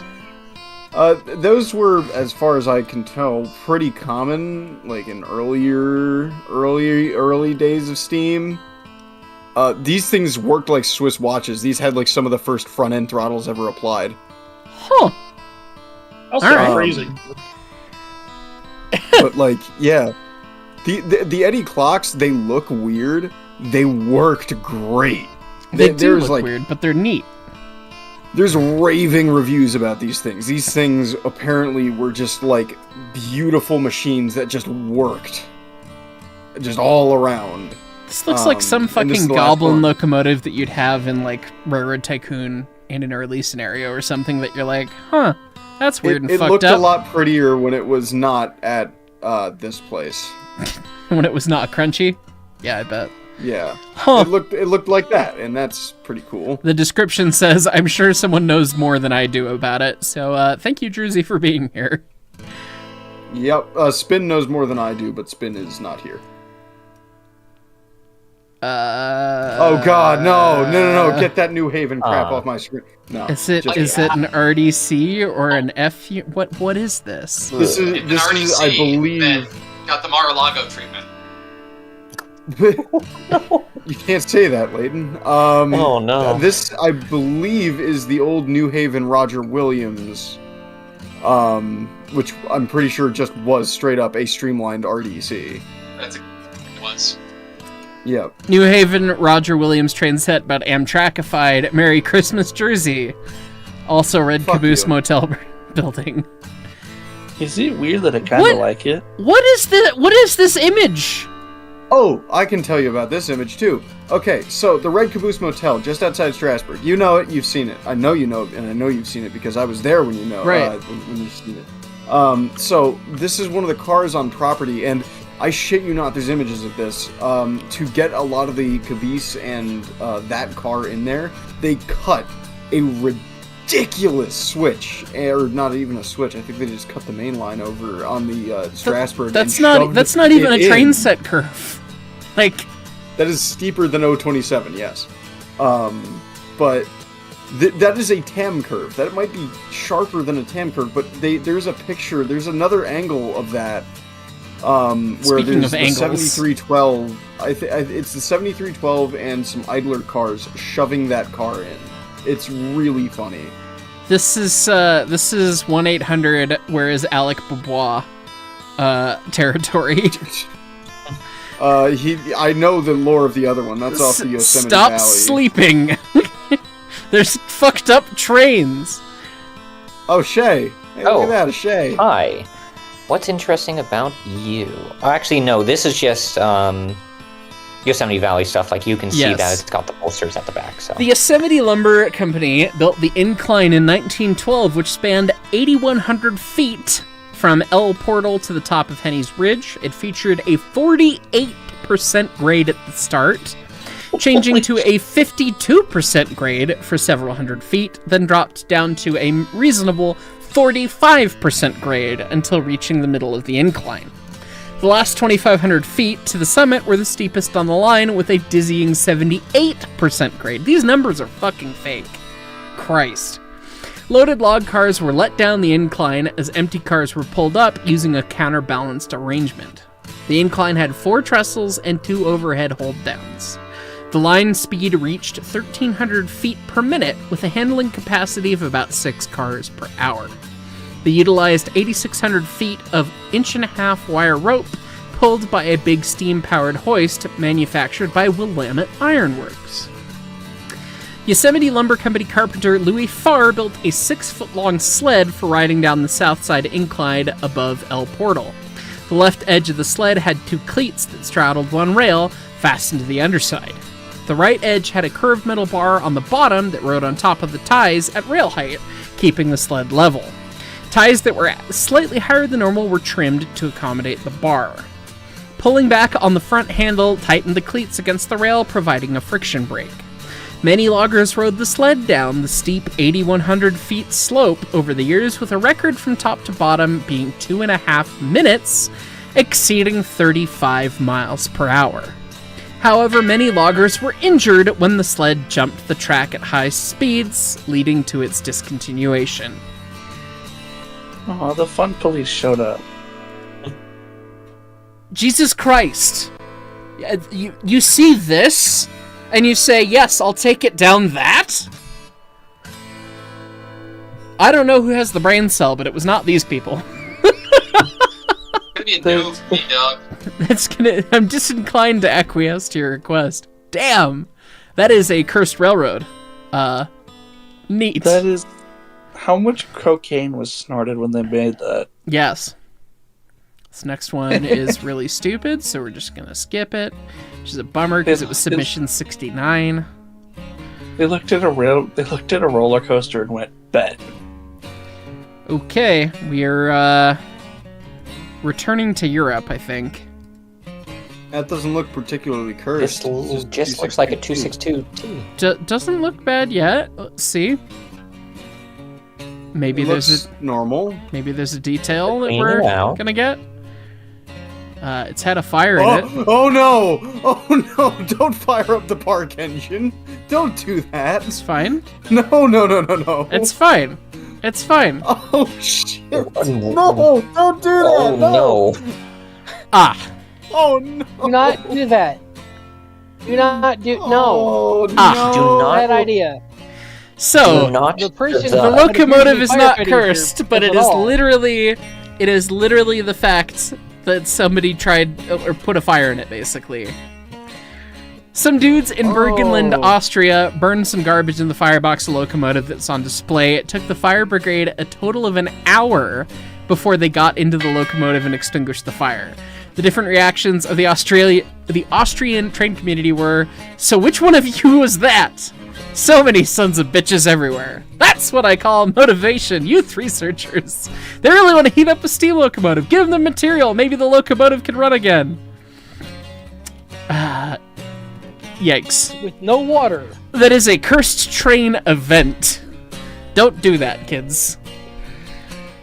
Ugh. Do not do that. No. I appreciate the spunk and the energy, but don't do that. Yeah. Christ. Find your local railroad museum or someplace that's operating steam and go do the thing.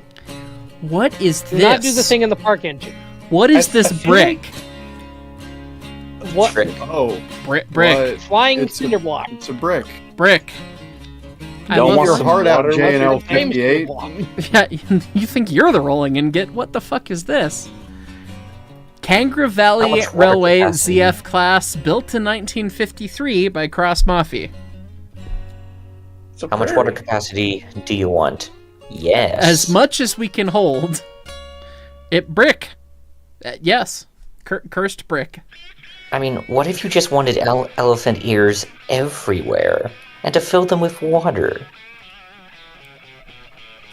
I mean, this feels like somebody who just hated filling water tanks. I guess. Alright, top chats here. Lads of the Meds. Hey, dude. Fireman 35 months. Howdy. Howdy. Stein 564, Fireman 17 months. Morning, can't wait to watch the VOD after you come home from work. Also work, and I send something cursed from old country. Shoot it to my email. Virtual Ref Fan Productions. Black Diamond is at Museum in St. Louis, which is near you. You can get better pictures of it in May. Alright, send them my way. Virtual Ref Fan Productions as well. That locomotive is owned by Purdue. I assume you mean Purdue University. Purdue. But Purdue. Neat. Alright, what do we have next?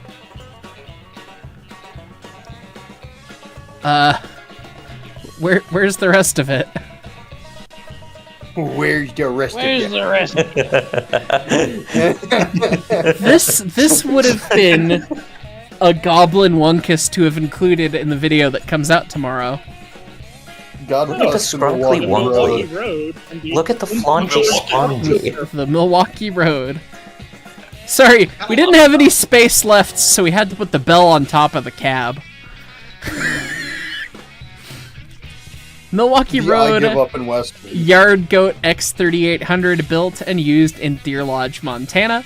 It was built on an old Fairbanks Morse truck with streetcar motors and ran off of a 220-volt DC extension cord.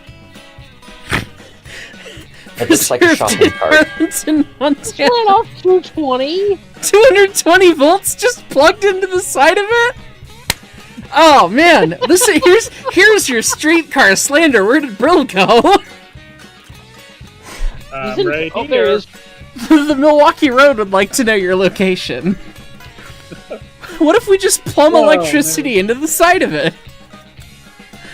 Better yet, it's shop voltage. They didn't even use 600. That is fucking hilarious.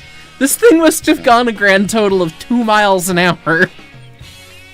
That's what it was good for. Yeah. Yeah, that's what you want in a shop Well, switcher. that is incredible. Torque for days, and it takes you a couple days to get where you're going. Just plug it in.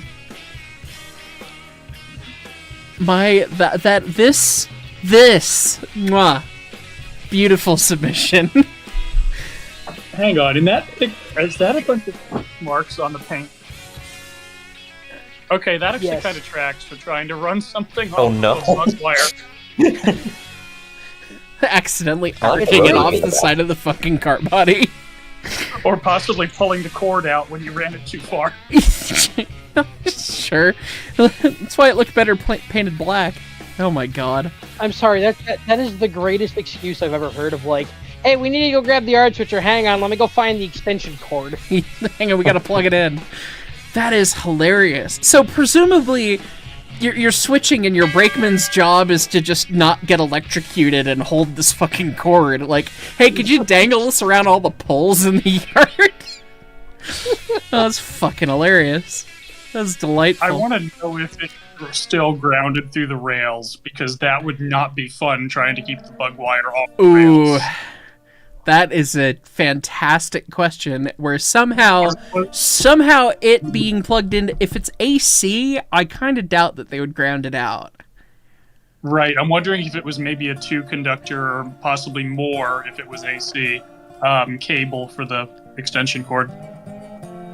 That'd be a good Zero. question for Is some the very Aero Train devoted cursed? Milwaukee film. Not really. The Aero Train's just neat. But submitted by the same guy, so we'll take a look. He won lots of points with Writing that on last one. Writing on bus bodies was the problem, really. Oh god, are the passenger cars bus bodies? Yes. Yes. They are GM bus They're- bodies. Oh. They're GM New Look buses. Oh. And you know what's really great about the length between the axles on this thing? What? 39 feet from axle to axle. Why is that a terrible idea? Because it would exactly match up with the standard length of rail laid in the period that it ran. Bingo. Bang! Bang! Oh, I didn't Barely even think can you about imagine that. how awful that ride was. So you've heard of hammer blow. As someone this thing who, is as someone cursed. who owns, as someone who family owns an RV of, I believe the exact bus this was made out of. Yeah, it rides like shit. Yeah, On the road. An air ride is working correctly. The GM Aero Train Streamline train set 2 were built in 1955. They were pulled by experimental EMD LWT-12s, which were built with components from EMD SW-1200 switchers and had the operator cab modeled after an airplane cockpit. They do look cool. The passenger cars were modified 40-seat GMC intercity bus bodies riding on 2 axles with an air suspension system. To save weight, the train sets were built out of aluminum, not steel. I've seen pictures of the Aero Train. I didn't realize that they were literally built out of buses, but now that you say that, it's so obvious. And 39-foot axle spacing, that is hilarious. Yeah, oops.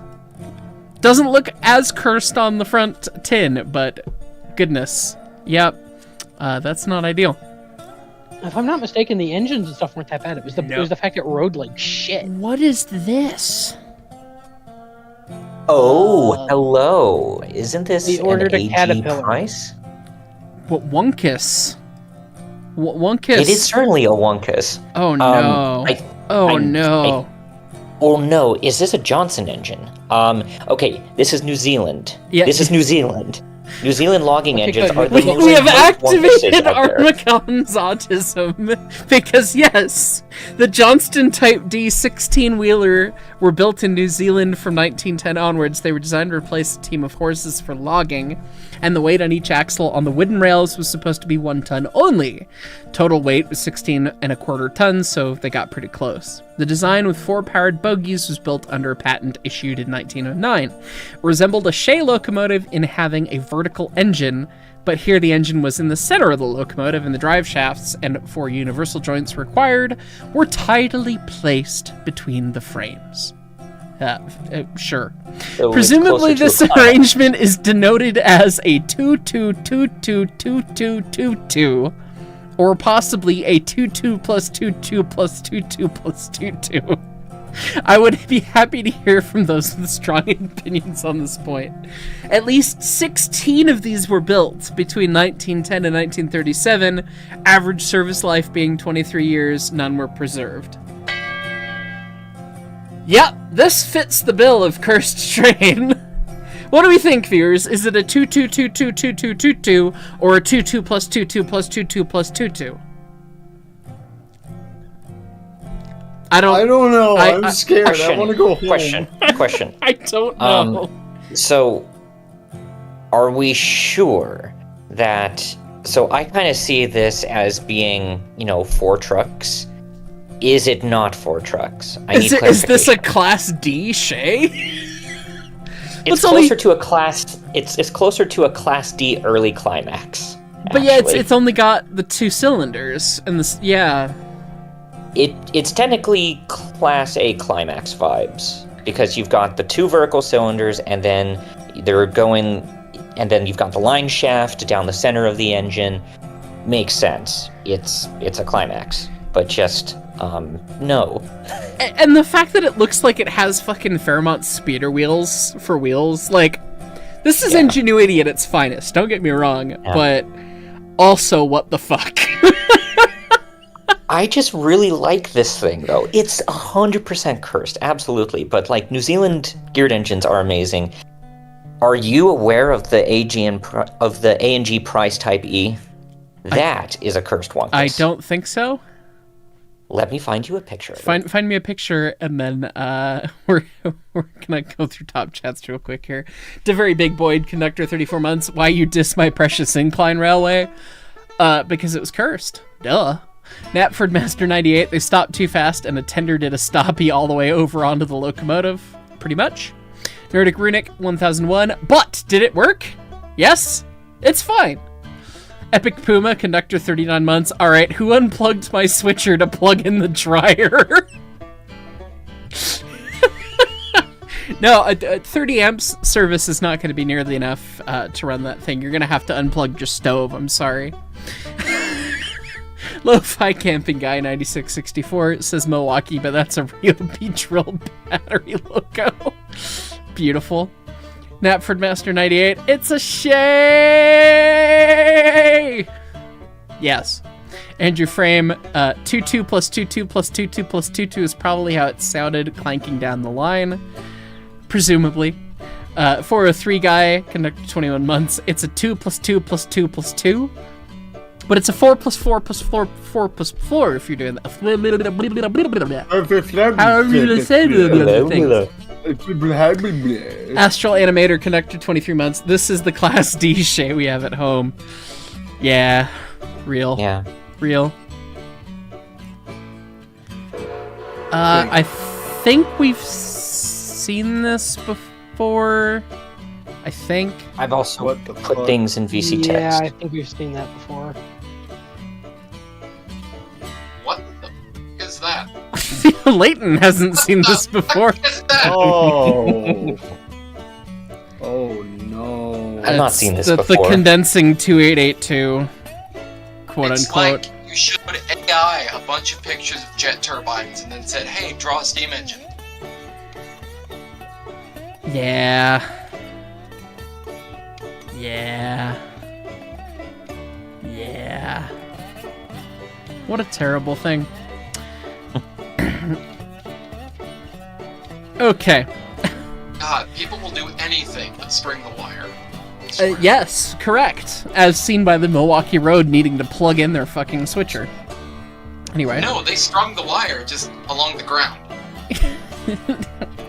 Is it stringing the wire if you have to have a brakeman running around with the cord? In true Milwaukee Road fashion, they put it on the ground because they couldn't afford a pole. Pretty much.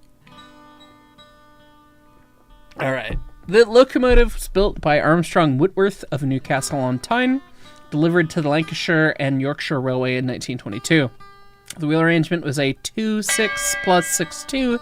Each half had 6 coupled wheels driven by a jack shaft with 2 3-phase electric motors geared to it. This is an electric locomotive? Oh no. Wait, well, No. Maybe Please, we've seen no. this before, but it still can freshly pain me. Each motor You're can telling me produce... this sucker is nuclear? Oh no! This sucker's electrical. Oh no. We just need the boiler to generate the 1.21 gigawatts of electricity required. Why would you do this way? Again, with Leighton Moreland talking about stringing the goddamn wire. Each motor could produce 270 horsepower. Most of the weight was therefore unavailable, or was available for adhesion. The front unit carried the boiler. Beneath it was a compound turbine direct coupled to a 3-phase AC generator. 890 kilowatts at 600-volt 3-phase was delivered at 3,600 RPM. The rear unit carried fuel, water, and the air-cooled rotary evaporative condenser. The condenser was fitted to create sufficient exhaust vacuum for the efficient turbine operation rather than to save water. One of the infelicities? That's what they wrote. Of this design, was the need to reverse the direction of the air so that it would flow forwards through the rotary condenser and then upwards through the exit ducting. This reversal must have caused some loss of airflow, and I speculate this may be one reason why the condenser proved unequal to the task of providing suitable exhaust vacuum for the turbine. The turbine was an impulse multi-stage compounded type made by Oerlikon of Zurich, driving a 3-phase generator through a flexible coupling. The generator was excited by a DC generator driven by an auxiliary turbine. The turbo-generator combination was installed under the boiler, giving a high center of gravity, though this is not unequivocally a bad thing with the locomotive, which restricted the boiler size. This may have limited the steam-raising capacity. One of the many problems with the steam turbine locomotives is that the condenser is pretty near mandatory to get good efficiency. This is a large piece of hardware to drag around. An ordinary air-cooled condenser just blows air past the tubes. However, size and weight can be much reduced by using an evaporative condenser. Such a device increases heat transfer greatly by keeping the tubes exposed to the air wet, so the latent heat of evaporation of the water is utilized as well as the direct conduction to the air. The evaporation naturally causes some loss of water, but this is much less than in a non-condensing locomotive, which throws all its exhaust steam away anyways. The magnificent piece of hardware works thus. The big cylinder is made up of the condensing tubes. It rotates slowly in a water bath, and water thereof being kept to the right level by a big ball cock at the lower right. Steam enters via the flange on the extreme right, and the fan to blow over the air of the tubes is in the big circular bit at the left. The diagram below shows the internals. I feel like I just read the entirety of the Rockwell fucking automation shitpost.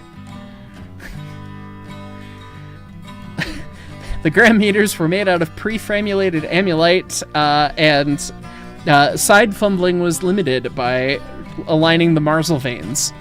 Shrug. Christ. God, so that's the giant condensing fan on the back of the tender. All this and they're still using vacuum brakes. Fucking UK. That's, maybe we've seen that before, but we didn't get all that detail on it. That hurts. It does the psychological damage. Oh, we've seen this before. I'm not sure who that hurts the most. The Holman steam Horror. People, the electric people, or the Volkswagen people, because it's air cooled. Wait. Zoom in on that. Oh, it's Holman's Horror. We've seen it before on like every episode of Cursed Trains. Who built this? Because I'm looking at the tender lining. Is this a Baldwin? Was it originally a Baldwin? Let's see. I don't know, but that looks suspiciously yes, like a... 1897 was a Baldwin. Baldwin. Yep. That's a card 148 tender. Okay. Gotcha. I'm pretty sure, Armagon. Armagon's over here like... Lizard. I'm fairly certain that was a blue engine. Yeah, that always reminds me of DLNN number 7. George's 440, if you ever get the chance to take a look at it. I gotta see it someday. What are these couplers? I'm seeing it tomorrow. Ooh, fun. Yes, I will send pictures if you're interested. I would very much like that. Detailed pictures of the paintwork would be very nice. I'll do that on digital. Got it. All right. Thank you. Top chats here. That one, Tea Kettle. All right, your slow brain finally figured it out. You've been emailed, not rushing you to look at it, so take your time. All I'm going to say is this is Grand Trunk Locomotive 1921 when it returned to the Canadian National Railway in 1968. We do like the Grand Trunk. Take a look at a bit. Nerdic Runic 101, DeBox, Mark III. Yes. Nintendo Game Boy, Conductor 40 months. Does the Lombard Steam Log Hauler count as a cursed locomotive? Because sans rail. We have talked about it previously on this setup here. Bolson. The worst part is having one of those pics show the MLW or the Milwaukee Road switcher moving a bipolar, so did they not string the wire but decided to not use it? You love those speed limits, but what the fuck? Yeah, real. And random Texan, break in 32 months, you just came back to the stream. What the fuck? Steam turbine. Ugh. Okay. Oh wow, I am really not going to pronounce this correctly. Apologies in advance to whichever European country we're talking about here. This is a coupler setup that is being used on all new diesel locomotives by the Zillertalbahn and the Pinzgauer Lokalbahn. Because of the use of Bosna couplers on old carriages and freight cars, the main locomotives of these railways have these couplers too. Bosna couplers are a mix of Lincoln Pin and the British couplers. They were mainly used in Bosnia, and because of political interest before World War I, also by Austria-Hungary. At the time these diesels get acquired, most of the passenger services were run by DMUs, which have Schaffenberg couplers. Later, they decided to use the new diesels more and more for passengers, but the carriages they had to have the Scharfenberg couplers to be compatible with the DMUs, so the railway custom built adapters that could connect the Bosna stuff with the Schaffenberg stuff, so everyone was happy apart from the people who will get creeped out by this abomination on stream. Oh. That is mechanically horrifying. So, like, a Scharfenberg coupler is one of the... It has the air and everything plumbed through it and the MU built into the coupler. And so they're basically doing Lincoln Pin to that via this device. Again, ingenious, resourceful, but also cursed. Christ on a bike. That's pretty fun.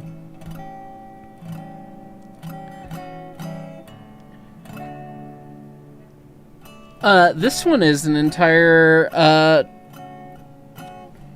PDF on the Red Devil? Red Devil's not cursed. Red Devil's not cursed. Red Devil's cool. SIR Class 25. Yeah, these things are fucking neat. Oh, the condensing variants, though. They're not that cursed. They're not that Just cursed, weird. but yeah. Oh, that's not specifically the Red Devil. So, for context, this is my autism. The Red Devil was a modified version of the South African Railways 484. So these are probably, this is the condensing unit. The Red Devil was not a condensing unit, as far as I'm aware. Gotcha. So, same class of engine. I believe there's like 12. They're roller bearing rods and cast frames for Baldwin too. They're rad. These things are dope. They're less cursed, but dope. I think I want to say Bill, Encyclopedia Bill Tanica, has sent me a video of one of these engines being run, and it's a cab ride from it, and it's bizarre as fuck to listen to a locomotive working its nuts off, but not making any chuffing sounds. Because everything went through the condenser. 25Cs. Red Devil's Class 26. Thank you, Chainbreaker. I was going to say, it looked like it to me, but then I saw the tender. Still freaking cool. Not necessarily cursed. I mean, condensing tenders are kind of cursed, but not so bad. Yeah. Those are rad. The cast Condensing frames. tank engines are cursed, though. Yeah. We don't need to do that. It was an experiment. It's no different than something like the Poppet Valve Niagara. Why are the L cars cursed? Well, I mean, It's not. they're stupidly short because they built the loop for basically streetcars, and now Chicago is cursed to have God's. The Chicago L2200 series rail cars dressed up as New York subway cars for the filming of Spider-Man 2. Oh yeah, that. Oh. That is Wow. that is mildly I hilarious. didn't notice that. That's Yeah, it's the MTA, right? They got the right That kind of is- pizza here, right? No. Oh my god. I don't. Pizza. They got the It's right kind of pulp delicious, there, I it's tell you not what there, bud. pizza. I don't know how much of the curseness translates to those who didn't grow up riding these trains, but for those who know, it hurts. I never realized that. That is hilarious. Yeah, MTAL cars. That's funny. That is specifically triggering to people only that live in Chicago and New York and no one else, but Hey, I appreciate that. I'll New have Jersey's to an know. extension of New York. It's just a shitter, so, you know. Don't call us an extension of New York. Don't you ever call us an extension of New York. I know what this is. That is an Harriman Common Standard 280 as delivered to the Erie and then extended by the Erie into a 2680. It sucked, they hated it, they put it back into a 280. There's Baldwin the, Kit Mallet. the yay. Baldwin Extendo Dick. We saw these last time. I learned about these last time. Yep. Yeah, Just they're neat. the look of like, oh yes, check valve. Check valve. What? Hang on. Yep. M1 2680 2900 in 1911 during the phase of 260 Kit Malleys, the Erie decided to throw their hat in the ring, try the concept themselves. What they decided to do was take one of the Erie's 50 Harriman Common Standard 280s, which they did not like and called them Harriman Standard rattle boxes, apparently, and convert it into a 2680 using a boiler extension and a newly fabricated front set from Baldwin. The rear unit from the original 280 had the same dimensions that it did when it was still a 280, 22 by 30 cylinders, 57-inch drivers, 200 psi, and Stevenson gear. It even retained the Harriman Standard 2 vertical drum air reservoirs mounted below the cab and the Harriman Standard Vanderbilt tender. The newly fabricated front set had the same dimensions as the rear set, except it had 35 by 30-inch low-pressure cylinders. The result was only 66,000 pounds of tractive effort. The idea was considered quite practical at the time and might have worked had there been sufficient steaming capacity, but there wasn't, not over 2 or 3 mile an hour, that is. Yeah, it turns out if you just think that you can run a whole second fucking locomotive on the same itty-bitty great area, it doesn't work. Yeah. Anyway. The large contributor to this was probably the fact the thing was hand-bombed and still retained the firebox dimensions of the 280. Yep. Oh god, it was hand bombed? Oh, Yep. Shovel! Christ. 2900 was only ever used in pusher service up to speeds of 2 miles an hour. Not really what the Erie had in mind for Susquehanna Hill. Later complications of an electrochemical nature occurred on the open and closed sections of the 2900, resulting in a collapse of the feedwater section. Only one photo of the Erie sin upon Harriman exists, as it was swiftly once again converted into an 080 similar to 33 other Harriman 280s on the Erie. Overall, it was garbage, slow, garbage at steaming, hand-fired, no superheat, and apparently had no feedwater heat. The rest of the 280s and 080s were retired by 1937, showing how much disdain the Erie had for the class in general. Ouch. Ouch. If you would like to take a look at something slightly less cursed than MOWVC text, that is what the Holman Horror... I believe the boiler is close to what that would have been painted as. Featuring Blunderbuss. Yes, that is Detroit and Lima Northern number 7 at Greenfield Village. She is a gorgeous 440. That is very pretty. It screams like 1890 something. 1897. 1890, yeah. 1897. Yeah, 97, that's what I thought. Yeah, very pretty. Yeah. That is worthy. So, you know. Olive green and gold style 287. Thank you, Armagon, for being on the record ready for that. Yes, thank you for knowing that. E. Okay, what do we have here? What's the little thing? Just a little guy. It's just a little guy. Just a little. It's like half a 44 tonner. Yeah. But what is this? Did someone make a B unit for a GE 25 tonner? That's kind of what I am scared of because it has a bell on the roof. Is this It an looks like a block of EBT cheese. situation? Cheese. Jeez. Okay, look, I know it's a meme that every Northeastern Trolley Museum and half of the railroad museums have GE 25-tonners, but who asked for a B unit? Apparently Didn't Zeke. EBT do something like this, Jersey? As economies What began happened? recovering from the Great Depression, the General Electric decided to venture into the industrial locomotive market, and with the first production diesel electrics of the 20s, GE began this venture with a box cab design, and like their first successful internal combustion locomotives, a new engine was introduced, the Cummins Model HBI high-speed 150 horsepower diesel. The first industrial production units were 20-ton box cabs, introduced during June 1938, with customers requesting more weight for better adhesion. The 23-ton box cab design replaced the 20-tonners in 1939. I've somehow never heard of one of these things. That's fucking goofy. That's cool.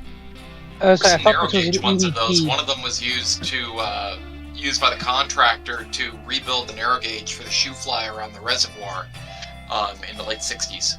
Brick. Brick. Yeah, I thought this was equivalent to the EBT B unit that they had in the 60s, I think. Jersey, you'd know more, I wouldn't. That's pretty What did I fucking do? good. The B unit that the EBT had on the... Oh shit! I'm not talking about M5. that. Yeah, That cursed I've heard thing. legends of M5. we'll talk about M5. Top chats here, random Texan. You just came back to what the fuck, steam turbine? Ugh, yeah, sorry. Rocker Lamberson, hello Heist and crew. Please have a few dollars for a healing alcoholic beverage or two as you recover from the cursedness of these locomotives. Happy weekend all. Thank you, appreciate you. I am gonna need another one myself shortly here. But we're on submission 82 of 98, so I kind of want to power through them, and then see maybe if the friends want to golf with their enemies, perhaps. But we'll see how silly we want to get this evening. Andrew Lucia, those cars also had a strange door arrangement. They did. Quirk Guitar, hey, good to see you, man. Brakeman 39 months. Oh wow, Tempest Fugit, hi for a very short visit. Good to see you. 403 guy, what did I miss? My eating pizza had to do cleanup. Happens. You've missed most of the cursed trains. We started off pretty fucking strong today. It's been generally a pretty good episode. Nothing as earth-shatteringly bad as last time so far, but we've had enough that's been like, wow, that's pretty fucked up. So it's been fun. I don't think anything will top the French seven-cylinder... The French whatever the fuck that thing was. Yeah. Anyway, Colorado Kid. Oh, it's a little beep. It is a little beep. Grateful Lead. Hey, buddy. Engineer 31 months. Good evening, everyone. Just stopping by because you woke up 3 hours before you have to go to work, so there's that. So have a good night. And guess what? Mr. Squishy. No one wants to hear about Mr. Squishy, all right? James Patterson Jeep fan. Hey, Jimmy. Fun fact, the GE 23-ton serves as the basis of the COG's GE units. How about that? Neat. 75 horse case. Good evening. Nothing cursed here other than cows calving and tractors strewn in pieces. That sounds like default farm.wav, isn't it? At least in some ways, but good to hear. Oh boy. Hat. I say climax. Yes. Okay. I like it. The Hat of Doom, yes. Hat. I So think it's cute. It's really cute. they are. I've heard of locomotives having a back head, but this one has a front head. Whoa, I like what? that once. Is that a water spade? No. That's stayed. That hurts. Oh. This deals psychic damage to the heist. Yeah, it's got a back head and a front head. And they It's just a strapped stayed the compressor to surface. the side of it. Okay. I'd be interested to know when this thing was built. Well, we've got a paragraph or two here on it. So, Class A climaxes are always mildly cursed. It's true. You could clutch kick one of those fuckers. That'd be rad. 2 gears. But this one is also doing a mildly cursed operation. I think these photos are from the 20s. It's a Class A8 climax at the Wind River Lumber Company in Washington State near the Columbia River. The track is tilted so that the logs can easily roll into the log pond. Oh. I was wondering if it was just taken at a shitty angle. No, Look at they the crewman standing on it. They built the fucking track at a 15-degree angle. You ordered guys a are bank standing curve. We didn't straight. understand the word curve. Christ on a bike. What if you just had one of the log bunks slightly tipped instead of, I don't know, ensuring that half of your journal boxes never get oil to the entire axle? Well, that's why it has so much space above the crown. Fuck's You sake. tilt it to one side and not uncover the other side. Okay. Anyway, That hurt. It's- It's the Short Line Gazette did a 5-part thing on logging bullshit in the Pacific Northwest. yeah. It's also a bit of a strange climax. It's got a wooden water tank. It has air brakes, which are rare on Class A climaxes. The air brakes would only be used on the engine, since the distant connect trucks can't have air brakes. The weight of the logs holds the trucks at the right distance apart. There's no frame for the air brake stuff to mount to. Also, check out the rooster. Super long link. Roosters were common on logging roads using disconnect trucks, where the logs might be hanging off the end of the truck as they are here. Super long link. Oh, Oh, shit. Yep, the giant tow bar. Locomotive, spacebar, spacebar, spacebar, disconnect. oh, God. Yeah, no wonder you couldn't put air brakes on that. Yeah. Apparently the milk goes to Seattle, not New York, by the way. And what I love the circular water tank. That's just what a goblin core locomotive. Did you ever see the 8-foot gauge pull road climax that used to run on the Kitsap Peninsula? I'm not sure if I've seen that. oh, I've heard of those. Yeah. There is Ugh. documentation of those I can dig up if you're ever interested. Yeah. I think Oh I no, have- not this thing. I don't like No, where this is please going. no. Brazilian This is- meter okay. gauge locomotive, originally built as a geared locomotive, share climax, but it was performed so terrible that it got turned into a Kitson-Meyer, was used as a freight engine, and for occasional passenger service. Oh God! This was originally a Shay. Yeah, you can see the shay casting on the other side. Look at that big black box underneath the cab. That's Oh. where your pistons and rods were. Fuck. No. No. Oh no! They took a Ew. Shay and made it worse. Crazy I don't- Dutch bastard. And just the tiniest driving wheels ever. Like, how Hey, fast are you They going with still this put thing? striping on them, Armagon, just for you. Yeah, they did. I don't. Yeah, you're gonna go over 5 miles an hour. I think that's the kind of. I Oh, I noticed- love that they used the original Shay superheat line and then just fucking dumped it down and dropped it into the rear engine that way. Just with some fucking pipe from Home Depot. Ah, we make a 90. Bam. That is fucking terrible. It looks like those Vulcan construction locomotives. That's pretty bad. God, that rear engine must have just gotten No That- steam. There was a Super company making these. comma. new- This thing. New? From Jimmy. Can I get my Shay with a side of Fairly? Oh, God. Yikes. Why would you willingly build a new one of those? Vulcan Ironworks did. What is this vehicle? That thing looks like a meatloaf. We put a dome car on the light rail vehicle.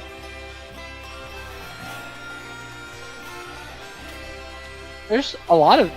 I guess I if like you're it. trying to go for visibility or seeing sights and whatnot, sure. It's weird looking. Loading. Deutsche Bahn Class 670, aka the double-decker rail bus. These were built in the 90s as a cheap way to provide passenger service on Royal branch lines, offering more capacity than the aging rail buses that were in service at the time and eliminating the need to run multiple units during peak times. They were not particularly successful. They reused mechanical components from road buses, which caused reliability problems. They didn't have toilets, only had 2 axles, which meant relatively high axle load, limiting their usefulness. Beyond that, they were generally seen as a solution in need of a problem. Single-deck version capable of MU operation proved more successful. 7 in total were built, 6 surviving today, although only 1 operates. They've garnered a cult following among German rail fans who love them for their quirks. That is a wacky fucking looking thing. Huh. Well, that's neat. I kind of like it, but it kinda looks like a greenhouse. Or like a late 90s McDonald's. Yeah. To me, it just screams like 1960s observation car. We just welded onto the top of a light rail vehicle. Trains with cranes. Trains with cranes. Oh boy. Wait. Oh, but it's a diesel. They telehandled Pee-wee. Okay. Netherlands Spoorwagen Class 200 fitted with a retractable crane. 15 with cranes were built. Fuck you. That adds a giant crane to Pee-wee. Are those plane bearings? Sure look like it. The way the boxes are set up. Yeah. That's kind of But hilarious. why the crane? Because we needed a crane. Shrug. Utility. For I mean, purposes. if you gotta get your construction equipment fix in, that's a pretty good way to do it. From Cork Qatar, good night. Been up long enough for one night shift. Hate it. Night shifts are tough. Have a good night. 75 horse case, faster than a Shay, but not as fun. Not as fast as one dropping down a well. True. And the Colorado Kid, still better than RTD in relation to the last one. Yeah. Real. What? Australian? New Zealand again. Okay. Hmm. 060? Slanted cylinder 060, that looks fairly normal for the era. Alright. That, Yeah. I'm assuming that's the rebuild? 060 that became a 244. NZR M class built in 1875 as the 060T.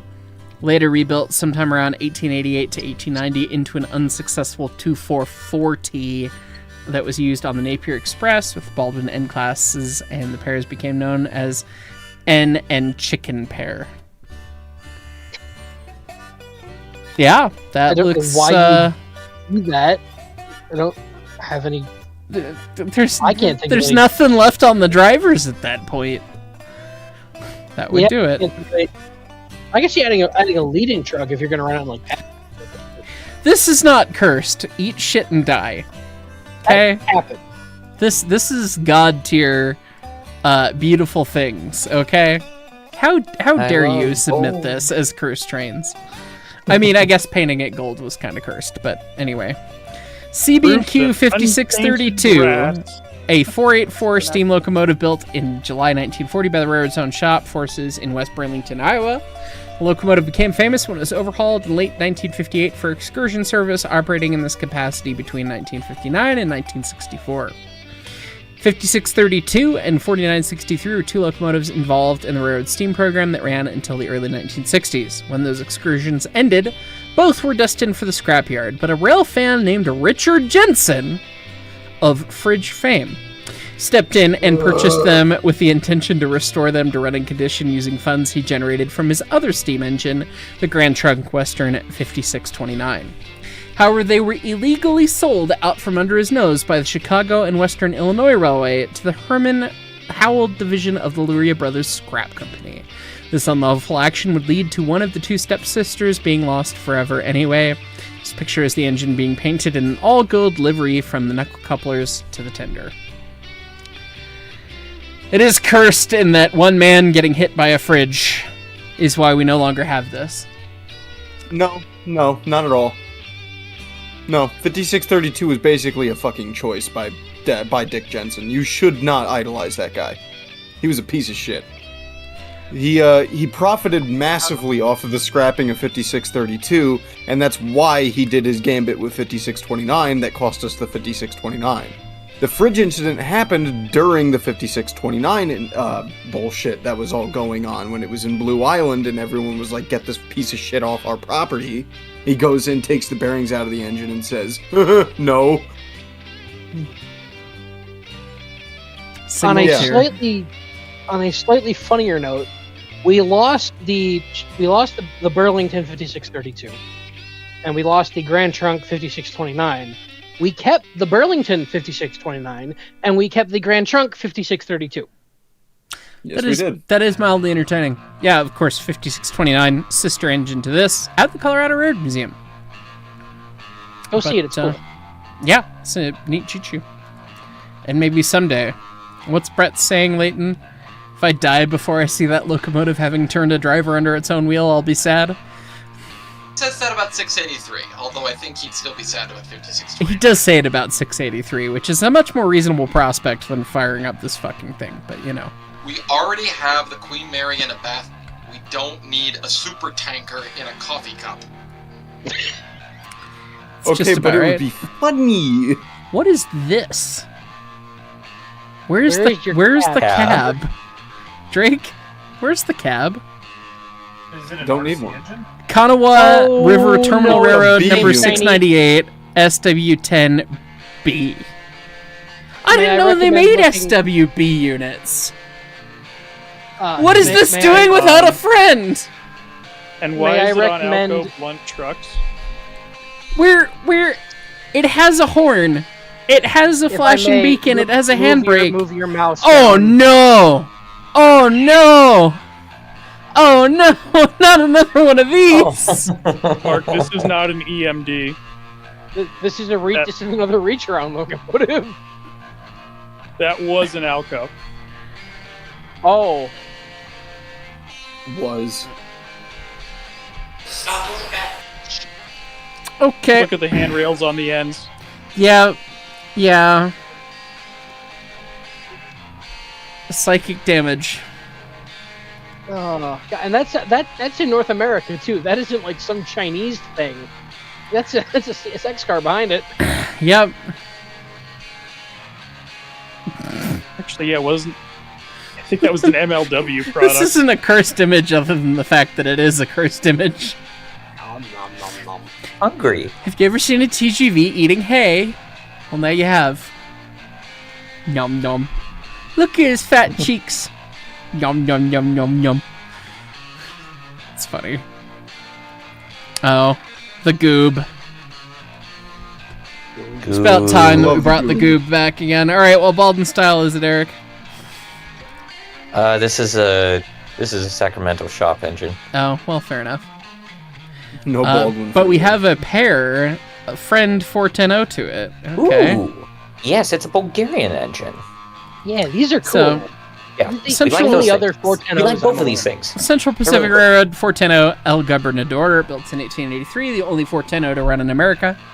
First, and then this arrangement was probably the rarest in the world. The only other example was the Bulgarian State Railways Class 11 410, three-cylinder design built in 1939 and 1943. Oh, it's a three-cylinder. I don't know why you wouldn't want a trailing truck at that point, but it's neat. 410s were just cool. Same with Mastodons.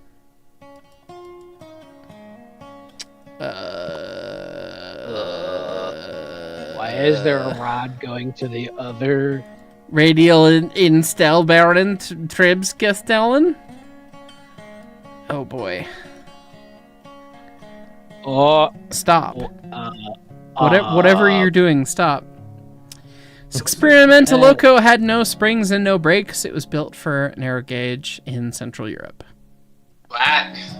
why did we put a house roof as a rod?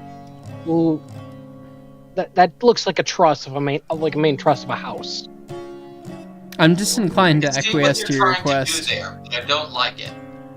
Correct. You need to send it to Khan and say it's something he would make in a video game. Checks Uh-oh. out. It's got a keystone Oh, I on know it. this. I know this. I did research on these for a little bit. Oh, I So know this this. is- I know this Do one. you want to go? You probably have more information. Yeah, yes. So these. This was submitted by you. these- Me? Yeah. Oh yeah, this was submitted by me. I forgot about that. These.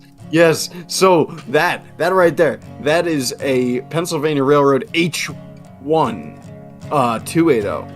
The original. Now there's a few cursed things about this thing. These things I believe were built by Altoona. I want to say I don't one think or it was two called- were by Baldwin, but I might be wrong. I think one of them was A Baldwin. couple of them might have been Baldwin. I know a few were built in Juniata, but it was before it was called Juniata. It was still Altoona had a- Works. They had like a billion of these things. But here's the fun thing. So the worst part about the H1 is the Altoona style firebox. Now please go over to that folio drawing if you would. Look at the firebox, Mark. Oh, they just deleted a driver and just. Oh no! We'll get there. We'll get there. We'll get there. Okay, Look at the we'll crown. get Look- there. The firebox. That's not the crown. That's the outside wrapper What? sheet. The boiler does an S-bend. That's fake jacketing that goes to the cab. The boiler stops there, curves down in an S-bend, and comes to a point in the cab. Pressure vessels aren't supposed to be wedge-shaped. Yeah, here's the best part. Pontiacs are. Here's a surprise tool that'll help us later, or earlier. The Goob had that firebox too. Oh, I didn't know that. Oh. Yeah, Goob had That's an Altoona weird. style firebox. Now here's the best part. They worked like really well. They had like a The couple Pensy hundred, loved them. I think like 100, 200. Yeah, across They had a multiple lot of classes these. had those fireboxes, and they lasted for fucking ever. And so, H1s get old. What do you do with old 280s? Oh, right, we're the Pensy. We just build more 280s and then take the old 280s and make them 060s. And so the H1s became whatever the hell class of B. I think it was B1. Was it B5? Yeah, B5, because this was the context for the 060 was this was built for World War One because they were in a squeeze for switching power. So they just decided we have a whole deadline of these things. Let's just go cut a driver off, cut the pilot truck off, and, and mangle this thing together. Correct. Oh, do you want pictures? Real quick, do you want pictures of the Altoona style fireboxes? Because there is a picture of the Pensy's shop with Altoona boilers. Please With send me those that. I have fireboxes. not seen Yeah, that. hold on. I've not seen this. I hate know that these things existed. every bit of this. I hate literally everything you've said in the last 5 minutes. Also, they added on a spoke box yeah. extension for some reason. Well, the yeah. original was not. But they kept the stack placement, which I'm assuming is for a Master Mechanics front end or some such. Presumably, that's not terribly surprising. No, that it's not. that's It's like, something interesting. hey, if you look at it from right here, just like this, just forget about the back half of it. Wow, Also, they that gave them is. float back tenders. They originally had float back tenders, and I don't know if they made okay. those tenders or if they pulled That them. is So, impressively here, bad. MOWVC text. Here's a picture of an Altoona firebox on an H1 after the Johnstown flood. I Oh, believe. no. I think this is the Johnstown. Oh, Why have we never seen It that? comes to a fucking point. Oh. And also, Oh. and just to really write this home, another picture in MOWVC text of the Pensy's boiler shops, where you can zoom in and see what I'm talking about when I say S-bend in the fucking boiler. Jersey, I am sorry. I need to interrupt you for the goddamn water column that sticks out of the fucking crown sheet vertically with 4 fucking dry cocks on it. What the fuck? What is this? Burrito. VC text though, go pull that picture up because it's actually really cool. Oh, what the hell? These are- Yeah. these- Yeah. These things are Look at that. Photo. In the background. Yep. Why did they do this? It worked, that's why. But This is why is basically the a rum proto bell gone? pair. That's what I was about to say. Yeah, it's like a proto bell pair almost, because like the And firebox they isn't work low great. enough. Like, there was no complaints about them. I really don't believe you, because I think anybody who can do pressure vessel math would look at that and just start screeching. This is before anyone really thought of Oh, of course, pressure vessel obviously, math. but still, I'm just saying. Like, Jesus fucking Christ. Sharp edges and boilers don't tend to go well. 56 strat. I think we finally found something that actually caused Mark pain. Yeah, I need to cope, and I need to fucking shoot you into the water and golf next after this. Christ Oh, on yeah. a bike. This is terrible. Jersey, this is the most fucked up mechanical shit we've seen on cursed trains in a while. This is wrong. This is AI generated in some alternate timeline. The fucking water column that goes out of the crown sheet. When I made the joke about that shitty fucking model of RGS-20 that I have in Train Sim, where the water glass is above the fucking boiler, they actually have the fucking thing above the fucking boiler because the boiler is stupid. Hey, at least you can talk to your fireman or engineer easier.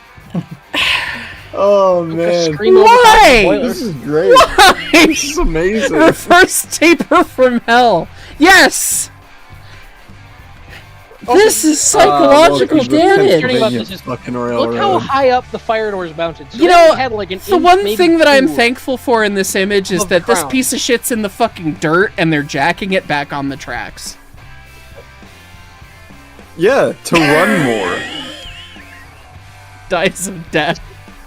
Yeah, the scariest thing is that the fire door placement implies there's like 2 to maybe 2 inches of water above the crown at the very You end. just yeah, get that's the members other- of the Lollipop Guild to fire the fucking thing.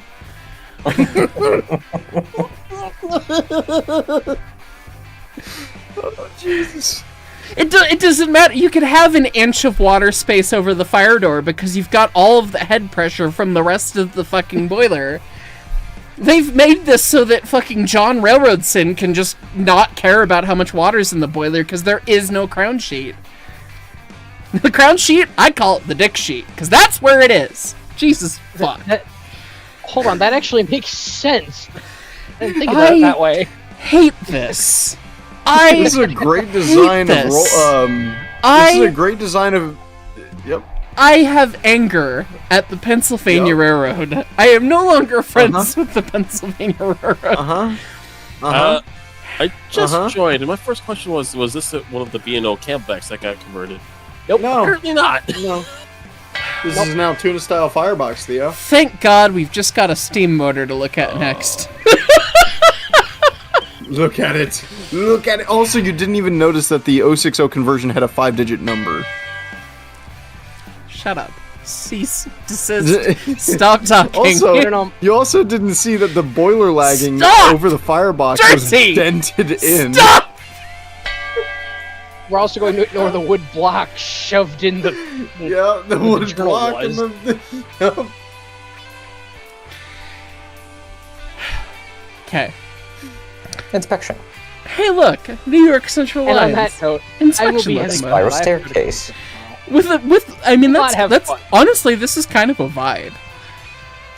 I do like it very much. It's an inspection engine. It's a 440 with Walshart's valve gear and might be a 3-cylinder engine because the counterweights are offset wrong. Oh no.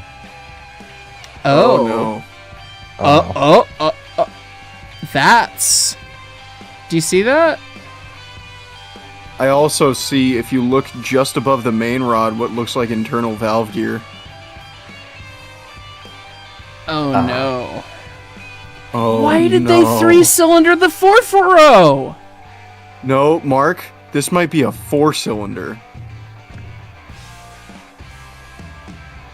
I want normal trains.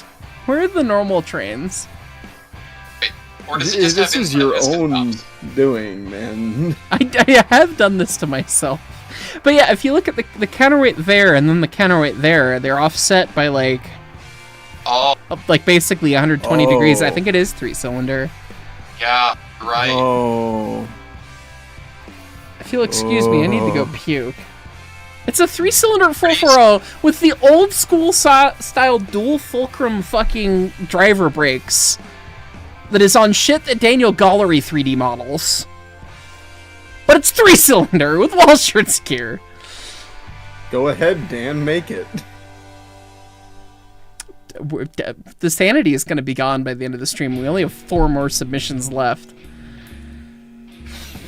Let's do top chats, I guess, while we're here. BNO 7611, Fireman 33 months. Oh my, I should have had more rum and coke before going this. LOL, but we all love a good Curse Train stream. Also times fake. Keep up the great content. Will do. Jay Spellerin, Conductor 35 months, another round of Curse Trains. Another time I have no contribution besides, how you doing, Birdman? I was significantly better before the Pennsylvania Railroad existed. Altoona fireboxes, Altoona fireboxes, Altoona fireboxes, Altoona fireboxes, Altoona fireboxes. Think about that. I need an orbital space laser in my future here. Darth Alamus, Conductor 29 months. Hey guys, I'm back after an hour break. What the fuck is that? Destroy it, destroyed. It's gonna give me a stroke. That's what we'll call it, a stroke. Go swinging away the fucking tire iron. Yep. Violet So, Breakman 8 months. Pensy Bastards did enemas with Fireball and vodka. Yeah, they really did. 75 horse case, the Burlington route did worse converting their T12662 articulateds into 080 switchers. What? I don't want to know. I don't want to know today. AJ Rep 1994. Valid. Crash out is valid. Matt Houston. Deep breaths, ice deep breaths. I'm gonna need them.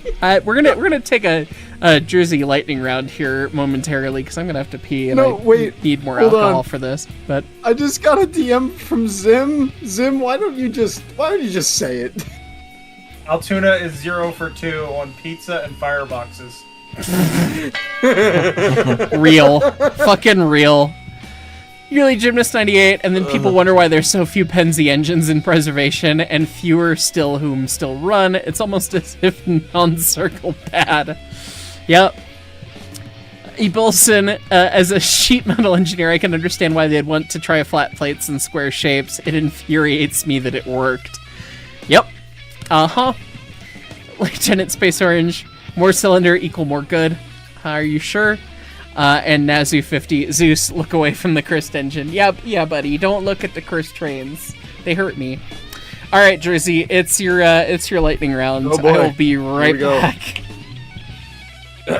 Why, Jersey? What is the airspeed velocity of an unladen freezer? You Neanderthals. I do have the RPM of my my microwave now. I measured that for someone. It rotates at 6 RPM. I don't know why any of you would want that information.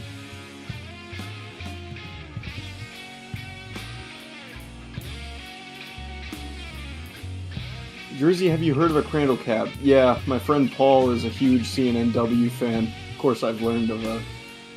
Why cannot have a... Shut up, Tristan! Let's finish the frickin' Mikado first, alright? Huh? One thing at a time! Alright, Frankenstrat or Bumblebee Strat? Frankenstrat. The Bumblebee Strat did not work very well. Have you seen the video of Yosemite Lumber Company in action? Yes, Spin has showed it to me. What is the cooling surface area of your I don't know! What do the compressor blades on a jet turbine do? Ask Goose. Jersey, what is the terminal velocity of Mark's will to live upon witnessing an Altoona fireball? I don't know.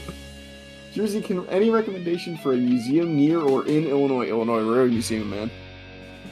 Hell yeah. Go to IRM. IRM is life-changing. Jersey, can a Santa Fe caboose withstand the gorge wars when the ops have AK-47? I say this with the cupola in my hand, Zim. No.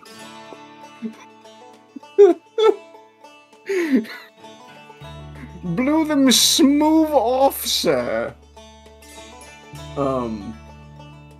Explain the EBT-B unit, I want to know. So they had M5, which was some Plymouth or whatever the hell, and it did have a B unit. The EBT had a narrow gauge B unit. Jersey, favorite 3-foot gauge engine, East Broad Top number 11. Jersey, what is the most cursed PRR engine you can think of beside the last one? The stupid compound they had, what is it, the web compound? Or whatever the hell it is. Didn't work good at all for them.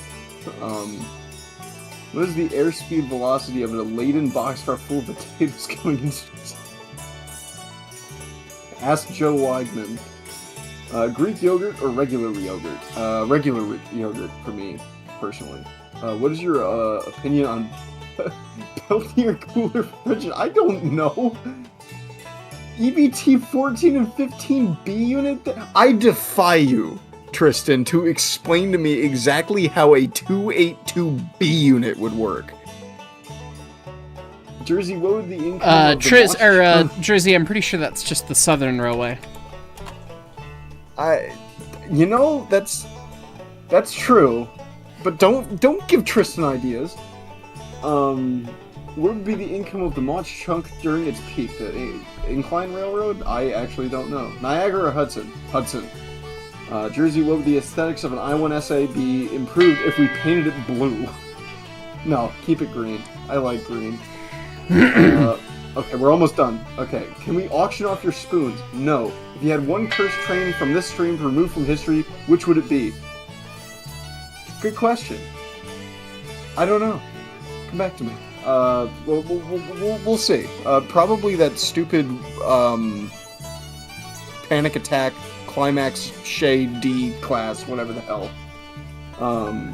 What in the fuck? Someone's asking me best C&J caboose. Nothing beats a classic Northeastern. Jersey, how many lumens do your light bulbs in your closet produce? I don't have light bulbs in my closet.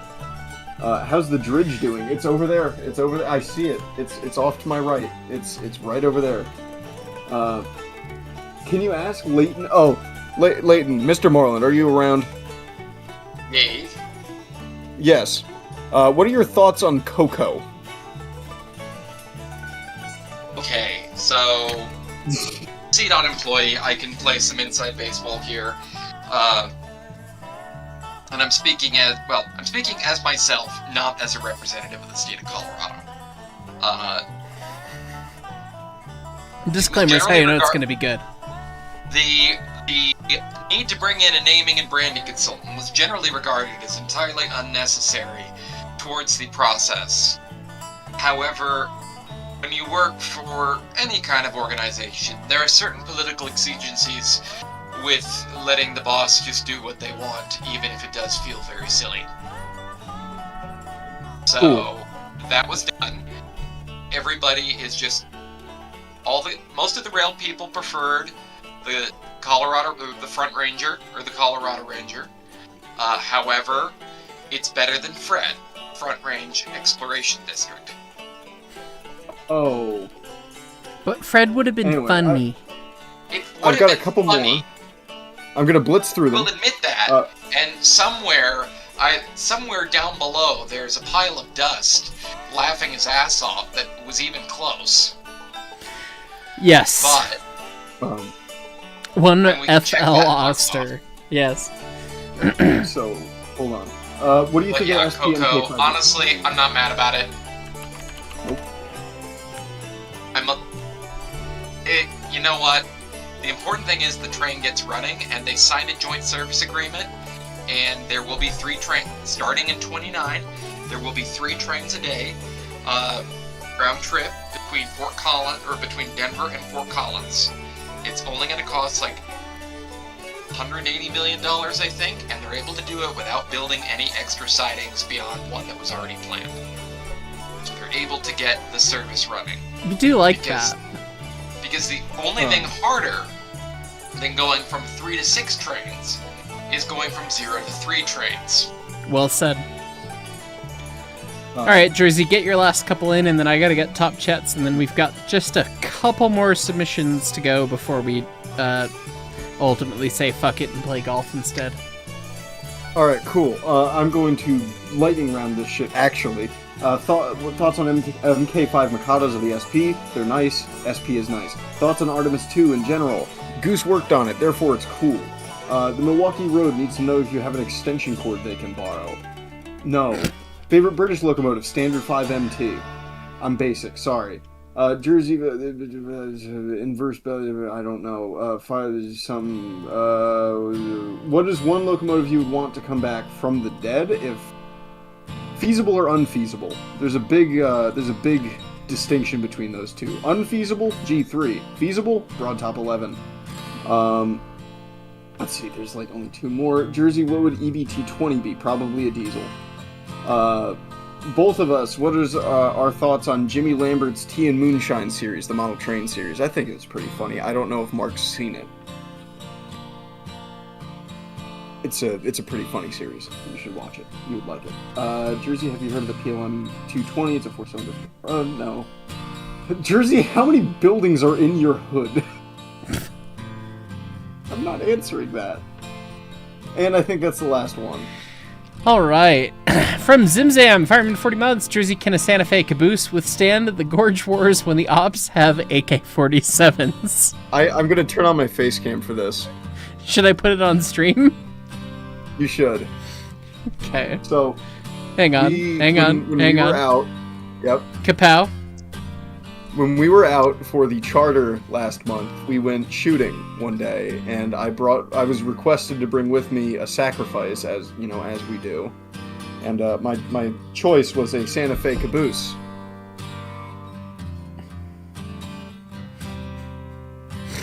That's what's left of it. That is a bullet hole straight through the Santa Fe. Well done. I've heard of the Twinkie test. I had never heard of the Santa Fe HO scale caboose test, but here we are. Dear Mass Cannon 7285, Engineer 35 months, you're violating Rule G tonight. You'll see 4014 tomorrow in the pouring rain. It'd be lovely, long live the ES&D. Thank you. New IKB, Heist will have a heart attack in the UK. Almost everything old is inside valves and gear, if not cylinders, and all the express locomotives are 3 or 4 cylinder. I may have finally been broken enough from doing enough of this series that those things are no longer weird, which is unfortunate, but here we are. And from 75 Horse Case, pictures from the book I have are an engine crew VC text. So you mean to tell me the Burlington had these 2662s, and they were like, you know what? What if 080? What the fuck? Why? It's just oh yeah, just whack it off at the fucking front edge of the steam dome, and then it was just and then annoyed it. That's the same engine. What? I understand the Reading T1 rebuilds where they made 484s out of a 280, but why would you go from a 2662 to an 080? I don't understand. That's, as they say in the industry, fucked. Redundancy, maybe? Maybe. Alright, this is another submission from you, Michigander, if he's still here. He hasn't gone to bed.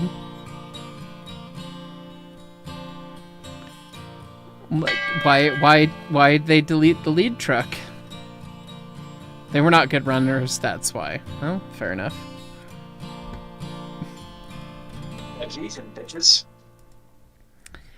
The Grand Truck Western 082s essentially just former pre-war World War I 282 with the pilot truck taken off, used as heavy switchers. Their roads significantly better than 080s of the road and were common in Durand, Detroit, Chicago, and on the Grand Trunk Western lines and ran into the 50s. Pretty good for crudely rebuilt power. Also, some of them had young gear, and that's cool. Young valve gear is cool. Hi, I'm here. I was summoned. I was watching the stream. Good. Yes. These things. These were Grand Trunk. I think I said so. I think I said the post. These were early Mikados.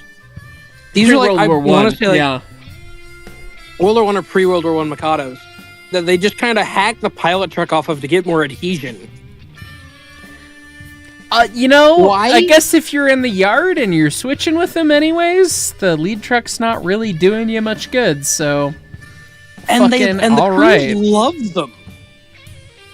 The crews absolutely loved these because they rode better because they had a trailing truck over the 080s, which had none.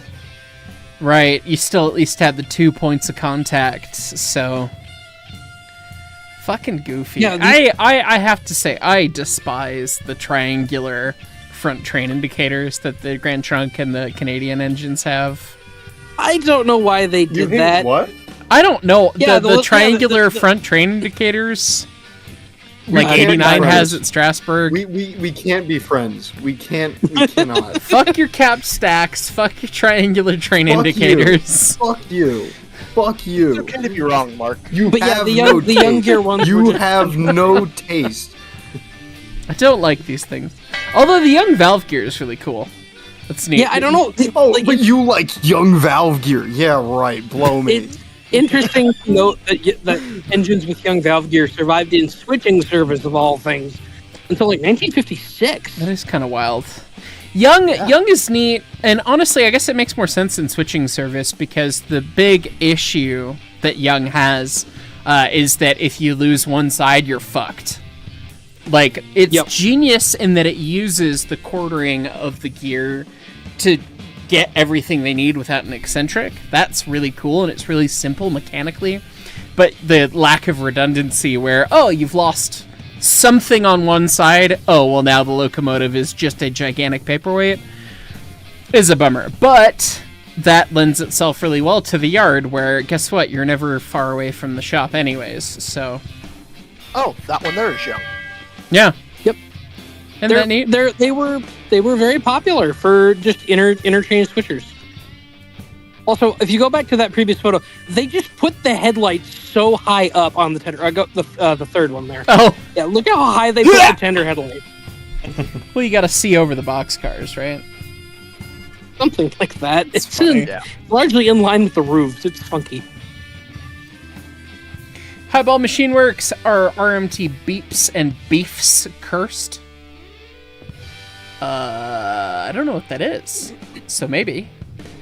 Clouds29414 posted an article on El Goob in Real Trains in the Discord.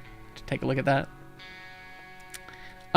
American Model Trains. I'm going to Rocky Mountain Train Show. I will be there for some of the day tomorrow. Not most of the day. I've got to pack for my trip. But I will be there in order to waste money on SN3, probably.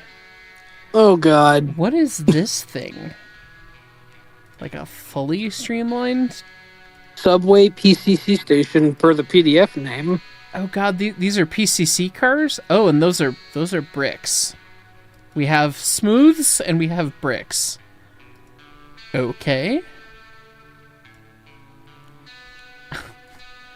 I got you, Cube. Bitches love Cube. Okay, the Tandy Center Subway PCCs, as seen on 3/4 Show Season 5, Episode 3, the Tandy Center operated a shuttle train from their satellite parking lot to the actual shopping center. Originally built by Leonard's department store and named the Leonard's M&O Subway, the department store was purchased by the Tandy Corporation and renamed to the Dillard's Metroliner, then to the Tandy Center Subway after Tandy built their headquarters at the mall. Trains operated in a loop through the parking lot, which served serving stations creatively named stops 1 through 4, then descended underground to terminal, which was under the store itself. Cars of the subway originally from Washington, D.C., and were fairly normal PCCs before receiving their infamous modifications after the Tandy purchase. Subway operated from 1963 to 2002 when falling customer numbers meant satellite parking lots were no longer required. It's like a fully streamlined PCC car. Like, the top of it says PCC, but the bottom says... What? We gave John a TIG welder and some sheet metal. Yeah, I heard you like aluminum. But then the cubes, the box. What a terrible object. Very 80s. You can see the lineage of the PCC with the way that the top bump out is there for all the HVAC and everything. But the rest of it just looks terrible. It looks like Jeremy Clarkson, James May, and Richard Hammond were asked to build a fucking tram. Dies of death. You know, now that you say that, I'm disappointed that was never a challenge. That they had to build a tram. Totally feels on brand for them. What is this thing? Oh, I know these. Oh, that's a trunk 08. Yeah, Yep. that's They're- with wire. That's with wire and steel. These had wood Yeah. in replacement of the main bearing on the main rod. Instead of using glass, because that cost money, they used wood. What? As far as I'm aware, that is an accurate piece of information to these Oidos. I'm sorry, what? Yes. The Grand Also, Trunk they just Western kinda- / Northwest Steel and hold Wire 080 8328. This 080 was part of an order built by Lima in 1927 for Grand Trunk. In the 1960s, the GTW sold the engine for scrap. Only Northwest Steel and Wire in St. Paul, Minnesota, to purchase the engine and 15 of its siblings from the Torches for use at their plant to move around carloads of, ironically, scrap metal. Here, clearance issues because of her cab, a new headlight configuration very similar to Deutsche Bahn's steamers in West Germany, and her tender literally being reversed. The B end of the engine was coupled to the B end of the tender. Yes, you read that right. The tender deck was the end coupling the cars, while the normal coupling pocket was used to couple directly to the drawbar. Led her to have an even more interesting career in Minnesota than anywhere else on the Grand Trunk Western. This engine was retired from this line of work in 1980 and may have been the last revenue steam locomotives in non-preservation service in this country. Sorry to the Rio Grandites and Keystoners with such depressing info, before eventually being donated to the Illinois Railway Museum. However, in 1988, this engine and 5 others were traded to a scrap merchant in Chicago to save CB&Q 4963, and those 5 engines, which were in completely in an unsalvageable state, were scrapped later that year. Luckily, 2 of her siblings exist, 8300 in Independence, Iowa, and 8327 in St. Paul, Minnesota. But yes, They spun the tender backwards? I did not know that, but they bought 15 of these and just kind of kept piecing them together. I want to say the last run was, it could have been 80, but I do remember hearing 85 as well. I think it was 85. This I've looks heard like a 85. fucking I also heard AI-generated image of a steam locomotive. This is a real thing. But it's actually I real. don't think you're dwelling on the fact that this is 1980s revenue standard gauge steam in the United States. That's fucking wild, dude. You want one more wild thing about Northwestern Steel and Wire? Yes, of course. They had 2 CB&Q 210-4s into the 80s as stationary boilers. And they didn't save them? No, they dropped the crown sheet in one Oh. on a Saturday. They're- And by Monday, it was gone. They're Both of them. they're bombs. They're made in a bomb factory. Pretty much. Yeah, Christ. there is one of these 080s without a tender, or I believe with a tender, sitting in the woods now. Galt, Yes. Michigan. No, Galt, Illinois. Yes, but these things were incredibly strange, and almost all 15 of them came from kind of my local touchstone of Durand, because Durand was the main yard. At least like in Michigan, they had so many. These things are really interesting to look at. Oh, this is my others. This is my others. Yep, I know this one. If you would like details, We go ahead and start talking while I pull up the pictures. I am This is already. for context. You've seen this. I showed you this. at You Durand. have shown me this, but it's fresh hell seeing the images again. For stream, this is Potsy and Rio Verde number 4. This is our at Crossroads Village Huckleberry Railroad. This is our Mexican narrow gauge 280. That is a 10 or whatever 191's Baldwin classification is. 1024E. 1024E. Yes, it is a later drawing, so that's why the driver's at the 3rd. It's similar to like 318 almost.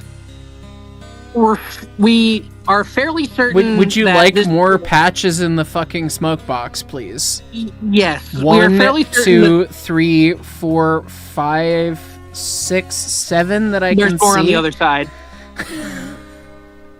Jesus Christ. So yeah, this thing was ran in Mexico until about 1970 almost. Ran and parked.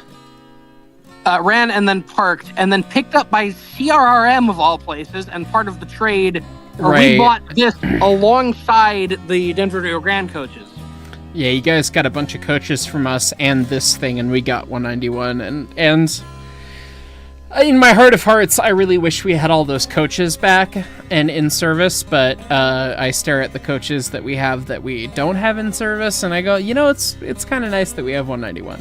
So they are getting cared, they are getting used, they are getting loved. That's more than we could say for the coaches that we have. I mean, we've stabilized them the best we could, but I mean, it's still. Yeah. We'll get to them one day. Our suspicion with this is the most interesting thing is between the number 3 and number 4 driver, the side rod has split in half, hence the weld. So they split the side rods at some point, it's unclear when, and they proceeded to stick weld them back together rather haphazardly. That is fucking disgusting. The current running theory is it was a suspension failure. I'm not 100% sure. Goose also mentioned it could have been a bridge collapse. There's a lot of theories running on about what this is. But she's currently on display. Yeah, she's currently on display. Probably where she'll end up staying. It split the rod on both sides. On the fireman side, you've got the one weld set up, but on the engineer side, you've got 2. Yes, that's what's interesting, is it broke in the same spot on both sides. Presumably at the same time, so it's kind of interesting to figure out how the hell that happened. That is terrible.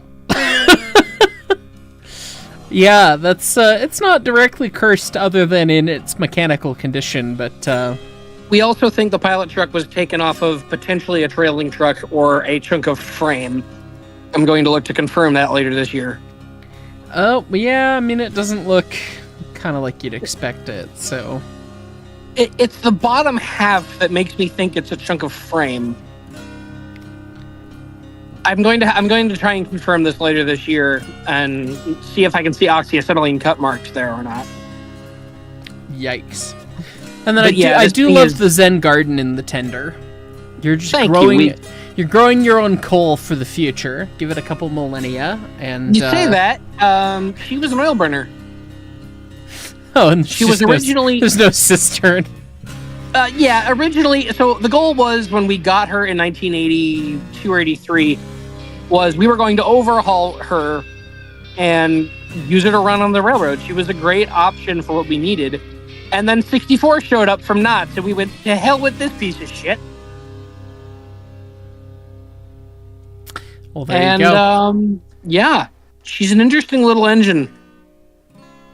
If you get, just as a plug, if you get the chance, August 1st, August 2nd, for anybody in chat, we are running our Railfans weekend, so please come out. Well, I'll have to see.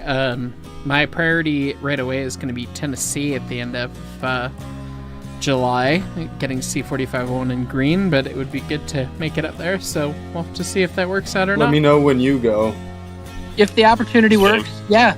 Because you can hit up also Henry Ford and Greenfield as well. So. Right, but I'll have to check with Nick, because I know Nick has specifically said, hey, if you go do Michigan without me, I'll be real sad, because he loves a lot of the ops out there. So we'll have to do that. Are we feeling golf? Do we want to golf with our enemies for a round or two? I can't do golf. Jersey can't. I'd love in the to. morning. I'm gonna go use the restroom first. I am going to go to bed. So you lot have fun. Yes. Good night. I won't be joining you guys. You can bully your chat into. You can bully your chat into. It sounds like we're gonna wrap up here. So. Yeah, I'm getting turned into a pumpkin, guys. Yep. Well, thanks so much for watching, everyone. That was the 7th edition of Cursed Trains. We are now out of submissions, so we'll have to figure out the form and get it set up for next time. But goodness, it was a good bit of fun. There were some real gems in there this time, so it was a good one. Last but not least, Audrey Consul, engineer, 36 months. G's time is fake, catching the end of the stream, but starting at the beginning of it. Well, I guess you'll read this in a couple hours. As always,